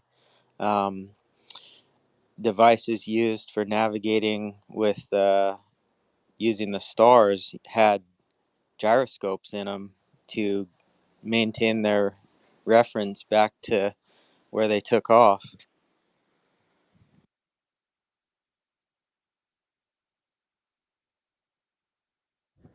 You guys want to bring up Taylor, PhD candidate microbiologist over here? Absolutely. Welcome to the show, PhD, whatever. What was it? I think I just saw her. Real quick. Actually, I can't see any requests. Sorry. Mister, have you had your hand up for a long time without speaking? It's hard to tell because I haven't been able to tell all the times when people's icons have unmuted. No, my hand hasn't been up. I was putting my boy to bed. I was just listening. So okay, cool. I just want to make sure we weren't ignoring you for a long time. No, not at all. If you want to take me off speaker, and if you need to rotate mics, that's cool with me. I'm just listening in. So cool. No, you're all good. Thank you. Word. And real quick before we get to Taylor, Liliana, same question for you. Is your hand raised or is it an illusion? That's the burning question. Oh, I did have my hand raised, but I'm totally happy to wait. I am enjoying just being a listener. So you can make a full circle and then come back to me if you want. It's not urgent, but I did have something that I wanted to add to some things that we were talking about. She's super such a agreeable. Yeah, so overly agreeable. So how does that help us? Awesome. Thank you. And before we close out, Shane, you sent me a spreadsheet earlier. We're definitely going to go over that before we wrap up. Just a heads up. Just a heads up. Yep. Okay, cool. Perfect. And then Taylor, welcome to the show. What's up? Hey guys. I was just wondering, well, first I was wondering if Wits is here because I tried to tell him something the other day on Flat Earth Fridays, but he kind of headed out before I got to say anything. He might be gone now too. It's okay. No, he's right there, I think. I guess we just accept that whatever public stuff we do, somebody's gonna come talk to it. It's okay. That's how I had to do it too. Is he here though? I don't think so. Okay, I'll try him next time. But yeah, thank you guys for what you do. I've been looking for, I don't know if you guys are Christian or not, but I've been looking for some Christian like pastors and teachers that are like open-minded, because it seems to be just a big loop of I just want a pastor that does research and that is interested in like digging deeper into everything. So anyway. I got you. Yeah. What'd you got? I'm gonna drop your Twitter off to his DMs on what's it called, Telegram, and he'll send you some recommendations. What about Blaze's weekly Bible study at Earth Awakening? That's what I was gonna think. Oh, I don't know anything about that, but You might definitely check with the promote mayor that. too. That's so and cool. the mayor, dude. I forgot, bro. How about Yeah, that? and I wanted to ask you guys, something that I don't hear many people talking about is something I talked to somebody who works at NASA about these laser guide stars that are used to like calibrate their machines to like image stars. So they admit that they don't actually image the stars, that they have to use all these calibrations, and essentially they use a laser guide star that reflects off of the sodium layer in the atmosphere, which is very peculiar, to Yeah. somehow calibrate. Have y'all heard about that? The sodium layer. Yeah, we've heard a little bit about that. A little bit. What do y'all make of that? Absolute hokum. And yeah, No, don't and take my again, sodium layer. it's one of the cooler image I've seen out of the astronomical field these recent years is when they use lasers to guide their aiming of what they're looking at up in the sky from the observatory. These even use multiple lasers when they're doing it sometimes. I think it's very entertaining to watch. And all they're really doing is making sure physically like that okay, the the main scope, of course, the magnification is jacked way up so you can, take a look at a very small piece of the sky up there. The thing is that when you're looking through that, you have no other reference to know that you're pointed in the right direction. So they go up via the laser beam they're guiding themselves and then calculate a movement off of that beam to what they want to really look at. That's my guess about what they're doing and why they would do it. But yeah, there seems to be this thing that it's a coherent beam of light, right? It should go really far. We're technically bouncing them off the moon and stuff, according to NASA and all those other guys. But we definitely see a termination to these guide lasers, do we not? At a certain elevation, and that is what they are calling the sodium layer. Do I have that correct? Yeah, I mean, I just don't hear any of them talking about the sodium layer at all, and, It's kind of yeah. embarrassing, isn't it? Yeah, it's weird. Kinda But reminds me of the brine lake where you just kinda bounce off of it. It has, like, high salt content. I don't know, it makes sense to me. by the way, you could check out adl.place and find us on Discord on there. And if you want to pop through there, we post content. So every once in a while, we might talk about the Bible, but it also just easier to get content to you that way rather than through Twitter. It's a party. Which means I should probably update that link then. You can also go to ethercosmology.com. There we go. Somebody in the YouTube chat sent me a recommendation to send you, so I tagged you in that, and I put it in the jumbo as well. If you want to take a look, there's a flat Earth preacher. Boom. Resourceful helpers everywhere. Shout out to my boy Mad Mac in the chat, dude. He was like my first viewer. He goes all the way back to the Stephen Crowther days. Nice. Nice. Dude, I like saying that my first globe troll is now like my flat Earth lieutenant buddy, so that's cool. Respect.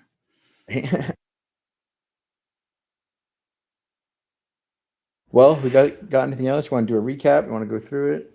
Do we want to just Yeah, let's do a quick recap. Do you have an AI summary that can generate one immediately, or should we have Stone do it? Let's see. Stone, recap.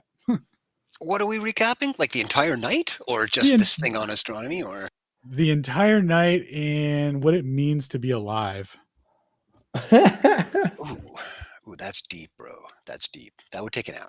But no, it's all about coming to grips with the basics, that a lot of which have been discussed for the better part of at least 8 years now in the public spaces that we have come across through life, that there are always these same issues that the people who are just coming to the point of awareness of the conflict that we have here between the globies and the flurfs, that there is disagreement. And when people, I guess, mentally evolve to that, then they start to ask questions, and then they come places just like the one we're in now. And this is what we're experiencing. We're hearing from people who think they've got the answer to how to shut us down or how to confirm their belief in what they were told first growing up, what we were all told first growing up. We all had little mobiles in our cribs, and some of them had planets and stuff on them. We all had the globe. We all had that stuff in elementary school. They showed us the solar system. We all did those really gay science projects, and took them to the science fair in the gymnasium and pretended that we were awesome. And those moments slowly start to bind not just with your ego, but with your id, even your perception of your own id, that this becomes a part of who you are for these people. And I think the bigger challenge for us is to identify that within them, in front of them, to get them aware, at least to the point that they don't have to rest their identity on some information that they were told. And to that effect, I've had multiple conversations in my own Telegram channel and on the Stone Growth Tutor long back. It has to do with information itself as the thing we encounter as an organism. When we were first coming around, all we wanted were answers. We didn't want reasons. We didn't want rationale. We just wanted to be told how it is. We were sponges. Without question, we soaked it all up and we felt better because we had some answers. It felt far more comfortable to exist mentally because we knew this is this, that's that, this is because of that. Okay, great. Then we can just forget about it all and go on with our lives. And it is essentially a part of who we are. But what was the event in our lives? And we have to ask this question seriously. When did it happen that now we're not ready to take in information like we used to? Now we've got all the answers. Now we have no more questions. Now we don't need confirmation that what we were told is actually true. We're good with it because we've known it for so long. And it's a breaking of the mental habit, I think, is our bigger obstacle here. It's not proving our point to them. It is getting them mentally to the point where they could even accept something other than what they were told so many times in their formative years. And these are the people, again, that we are seeing come to the space, and they believe that they have the answer to all of our questions. They have a way to shut us down. And they're finding out when they come here that there are a hell of a lot more questions to be asking than they were ever shown. It's not about them. It's about what is. And the faster, the sooner we can get to that point, I think the sooner we can end this war. I'll end it there. How's that, Alan? Epic recap, brother. Thank you. Well said. And so before we close out officially, now that Stone's brought us all up to speed, Shane, can we go over the spreadsheet really quickly? Sure. What do we figures? Yeah. We should probably make this available though. Yeah, it will. I'll Aether Cos it, and then I'll include like the screenshots of what was included as like no flat earther can XYZ. This spreadsheet XYZs. So go ahead, Shane, take it away. I got it up on the screen for the YouTube lads. So. Yep. Oh, let me put if you're on my stream, if you're in the chat, you can look at my screen, which I'm showing for my stream as well. But this is one of those lists of, no flat earther can ever X. And I think this was number 13 or 14 of the things that we conquered immediately when they were like, no flat earther cannot. And then this was 69 miles per degree, because of curvature, we can't have it. Because it's sphericity, we can't have it. Well, it's like, nah, we can totally have it. All you got to do is tweak the trig a little bit and force a unit circle, which would match that spherical radius, which of course we've already owned before, right? We've already just came up with the math based on the Rayleigh criterion and the optics resolution limits to own the 3959 visual radius of our spherical limit, just as we did before. So that's why we enforced this with a unit circle and setting that limit all the way through using basic trig, sine and cosine all the way through from 0 latitude all the way to the North Pole, and getting our wonderful equidistant graphs and plots of the relationship between apparent distance and actual distance. We got some excellent results, actually, when we determined that most of what we have there is not linear, right? They use they use a logarithmic function, but they limit you to the area that is linear, because towards the end it approaches infinity or zero. In the beginning, it would most match linear, and they keep you to the linear section of that function and don't ever tell you that it's not linear. Should you use it outside of its linear capabilities, they give you handy correction tables that would bring you back to linearity, essentially. But what we determined, if you don't correct it, then you do get the true shape, and it looks a lot like this actual apparent distance to distance ratio here, this graph, which looks like a straight line, except it tapers off towards the end as the limit approaches resolvability. What that would mean in this case is, of course, you have a limit of things you can see, and as things approach that limit, they become unresolvable. Past this limit are things that are unresolvable, right? And the math, of course, we'll post on every website if you want, but it's a nice basic chart. It also comes with instructions on how to do it yourself, how to input your formulas, how to get it from square one, no Excel experience, to do exactly what we have here in about like half an hour. So there you go.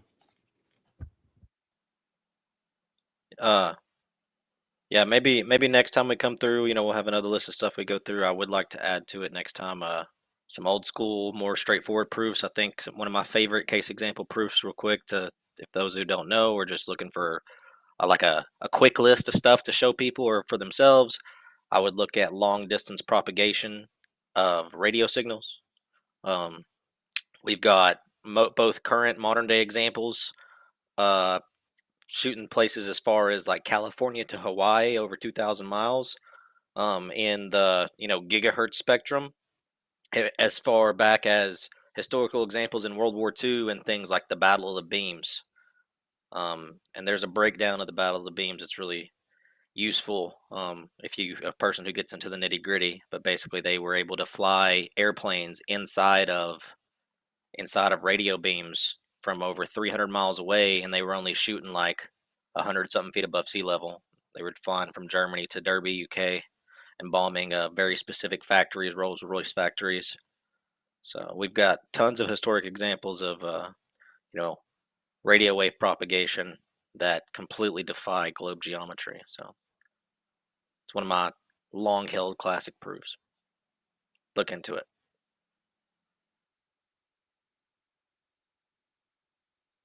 Well said. Thank you. All right. I think that wraps us up for the night. Oh, shoot. No, it doesn't. Liliana, sorry. We put you off to the end, and then we almost forgot you. Okay, go ahead. No problem. Go ahead and close us out. Oh yeah. I was going to say that doesn't iron lose its magnetism and its also under the pressure and also the heat that would be at the core of the earth? So like really the whole magnet thing wouldn't work because it would lose its magnetism. I have read that somewhere. I don't know if it's right or wrong, but I thought I'd run that by you guys. And thank you so much for this wonderful tutorial. It's been really wonderful. But the other thing I also wanted to say was that, these fantastical distances that they give us for the stars, I mean, the sky, in our view is super, super finite. And so how the heck can such great distances ever even be seen? Because they would have shrunk so much due to perspective that there's no way even the most powerful telescope, I mean, the telescope lens would have to be thousands of miles big, to even see at those fantastical distances. So I don't know. I would love to see if some glober would give some answer for that. I just want to run that by you guys again also, and also this whole the analogy that they give us about like, oh, when you're sitting in a plane you don't feel any motion, and then if you're sitting in a train and you see all the trees go by, then you don't think that the trees are moving away from you. You think you are moving away from the trains. And they make it sound like it's such a sensible analogy when actually it is so dumb, because of course we feel we're at motion. I mean, we can cope with it and we're not like just falling apart due to the motion, but we can feel the motion when we're in a train or in a plane. So that's really like, it's such an illogical analogy to draw. And as I was saying a few weeks ago or whatever, that if we are moving, and I had asked this to asked some globuses, is that if we are moving, okay, let's say we're moving, right? And so we're moving, and look, we're coping, right? Like our bodies can completely handle all the crazy velocities and motions that the Earth is doing. So my question was, why can't we even feel a sliver of any of those motions? Like during the time of some change, like perihelion, aphelion, or whatever, like why weren't we given even just a tiny sliver to let us know what's happening? Because I think with everything else, our bodies kind of are designed to know what is happening, at least a small sliver at level. We don't see the full spectrum of light. We don't hear the full spectrum of sound. And okay, so we don't feel the full spectrum of movement. Why not let us feel a small, tiny portion of it, just like we do with sight and sound? Anyway, so that to me is, again, it's kind of like one of those logic, like that's what I was trying to say earlier also, is that we just have to get them via logic, show them where the logic fails are, the huge fails in logic in the globe model, and that's what's going to get people detached from the globe model, because it's not logical. Anyways, thank you so much. And the audience also is really great. I know a lot of these people in here. They're so nice. Thank you so much. God bless you guys. I love it when you throw down a series like that. It gives me a chance to take notes, and then I can handle you in reverse order like we did last time. Yeah. First one was. I love it. I love it. I really love it, Stone. So thank you. So good. Let me get my mic. There we go. X keeps turning me down reflexively. So the first one was all about we can't feel it. This motion thing. They always refer to those really weird analogies, like all of a sudden you're on a train, you can't feel it. Well, were you at the station when we accelerated? Were you on the runway when the plane took off first, buddy? Of course we can feel it. It's all about that. But you see, the mathematicians like to dismantle it too. And they like to say, oh, yes, what about that reference frame thing? If it's reference to your own frame, of course, that's why you can't feel it. And they apply that same thing to Earth. They say, well, in the Earth reference frame, of course you can't feel it. Of course not. And this is why that I like to not just logically point out their logical fails. I like to point out their physics-based fails. And one of the primary ones is the pendulum. And it doesn't matter if it's a Foucault pendulum or any other pendulum. The point is that if it's got a really long cable on it and it's not being affected by the wind, if it's stationary and it's just pointing at one spot on the ground, over time, it should slowly move to point B, another point on the ground, based on what the Earth is doing, based on its rotation, based on its orbit around the sun, based on its flight through the galaxy. There should be a change in orientation of how those vectors all add up and should affect the stationary pendulum. But they don't. We never see any data on that at all. Not ever. So again, I also like to use mathematics and their own equations and their own assertions about things like the stars against them. All you do is fill in the blanks, plug in the formulae, add the real figures, and it's the fastest way to expose their lies. And it reminds me of a video that I produced called A Couple of Thoughts About Stars. I keep it on BitChute, I keep it on Telegram. I recommend you watch it. I'm sure you will thoroughly enjoy it. The audio track is not for all ears, but definitely adults will get a kick out of the parallel experience of what you hear and what you see during that video. Finally, you talked about this thing going on with the solid core and geophysical model for globies and what's happening inside the Earth. And you were talking about magnetism and how iron, when it gets hot, yes, you were actually referring to the Curie point, Curie, after the scientist, Marie's husband. Because he's the guy who played around with how do you go about magnetizing a material? And the answer is that you bring it up above the, quote, Curie point in temperature. And as you drop it down, you put that object in a magnetic field, in a B field, artificially created field, and the material inside it will orient itself along the lines of that field. That is how you, quote, magnetize a material. And that is what happens when you bring it down back below the Curie point in that field. It will actually preserve those lines within itself and act as a magnet after that until you raise it above the Curie point again. So hope that covers everything you were wondering about. And that's pretty much all the notes I had for this one. Real quick with the the Curie point, they try to get around that by saying that it's a static charge that's occurring with the ferromagnetic, with the materials in the Earth, that there's a friction that occurs within the convection currents that causes that's technically what they say causes the magnetic field. And so they say that they can do it above the Curie point because they claim that they say that they're able to calculate it so that it doesn't dissipate faster than it's generated, and that they can generate it at a rate that's faster than the dissipation. And the number that they have to stay above, there's a magnetic Reynolds number of above 1 that they have to, in all their simulations, they have to keep above that number.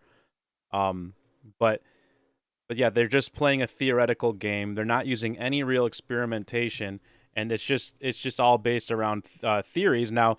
And they can't even they can't model it at all. It's actually it's hidden. This is a thing that's they hide behind the fact that they can't simulate it, right? Like the Earth spins too fast. Like we were saying earlier, they literally can't simulate the core of the Earth for as far as the outer core of the Earth as far as generating the magnetic field.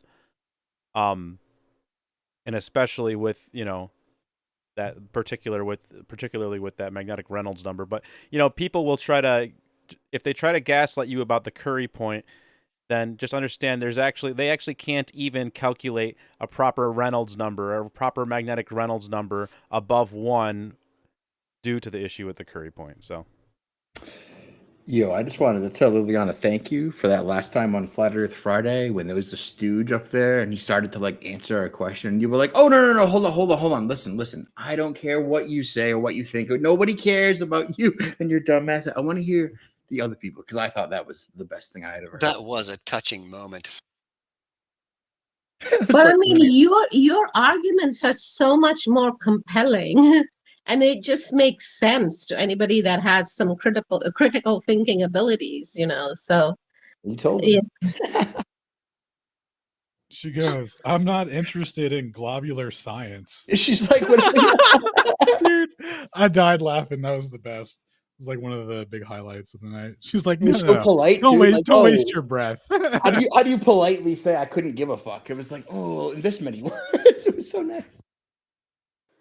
Yo, so I wanted to say something about motion, because I just posted about this, and I wonder if you guys know what the Globies answer is on this, but physically about moving as fast as they say we do, and saying that we can ride in the ISS that's going 17,000 miles an hour, or even in the Apollo missions when they're supposedly going 23,000 miles an hour. How does that even physically work when people black out going 2Gs, which I think is only 1,600 miles an hour, right?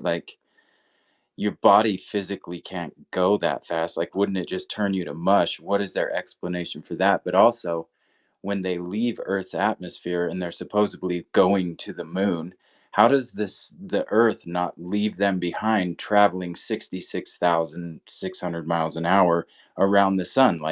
As soon as you left the atmosphere, wouldn't the Earth just peace out on you?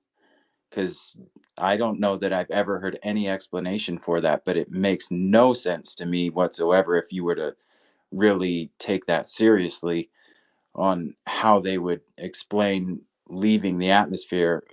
I mean, are they going to claim that it's gravity's dragging you along at 66,000 miles an hour with the Earth and the moon at the same? You know what I mean? I made a post on Instagram about it today, and I haven't had much response, but I was curious if there was an actual Globey answer to that. And that's, yeah, I'm just curious if any of you guys know.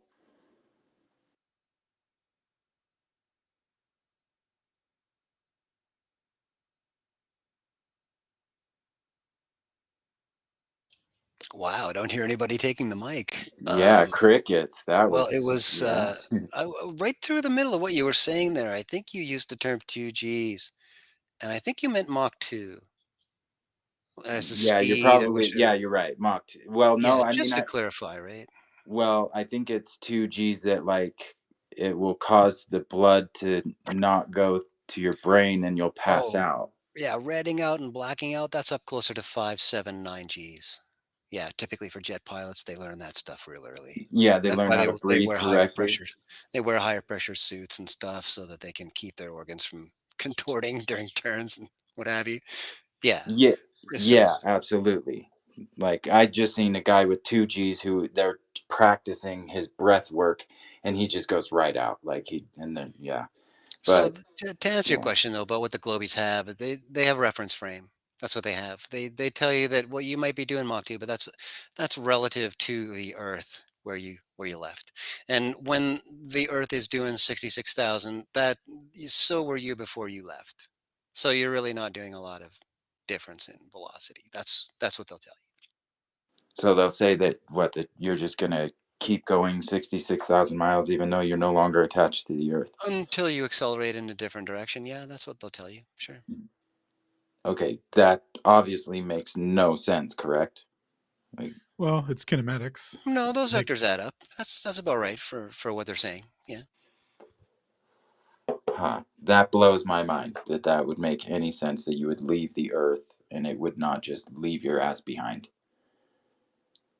well, they got your boy gravitational field, so they got a little bit of that in there, They got the vacuum working for them up there. That's the thing, right? and that as well. Oh, all right, all right.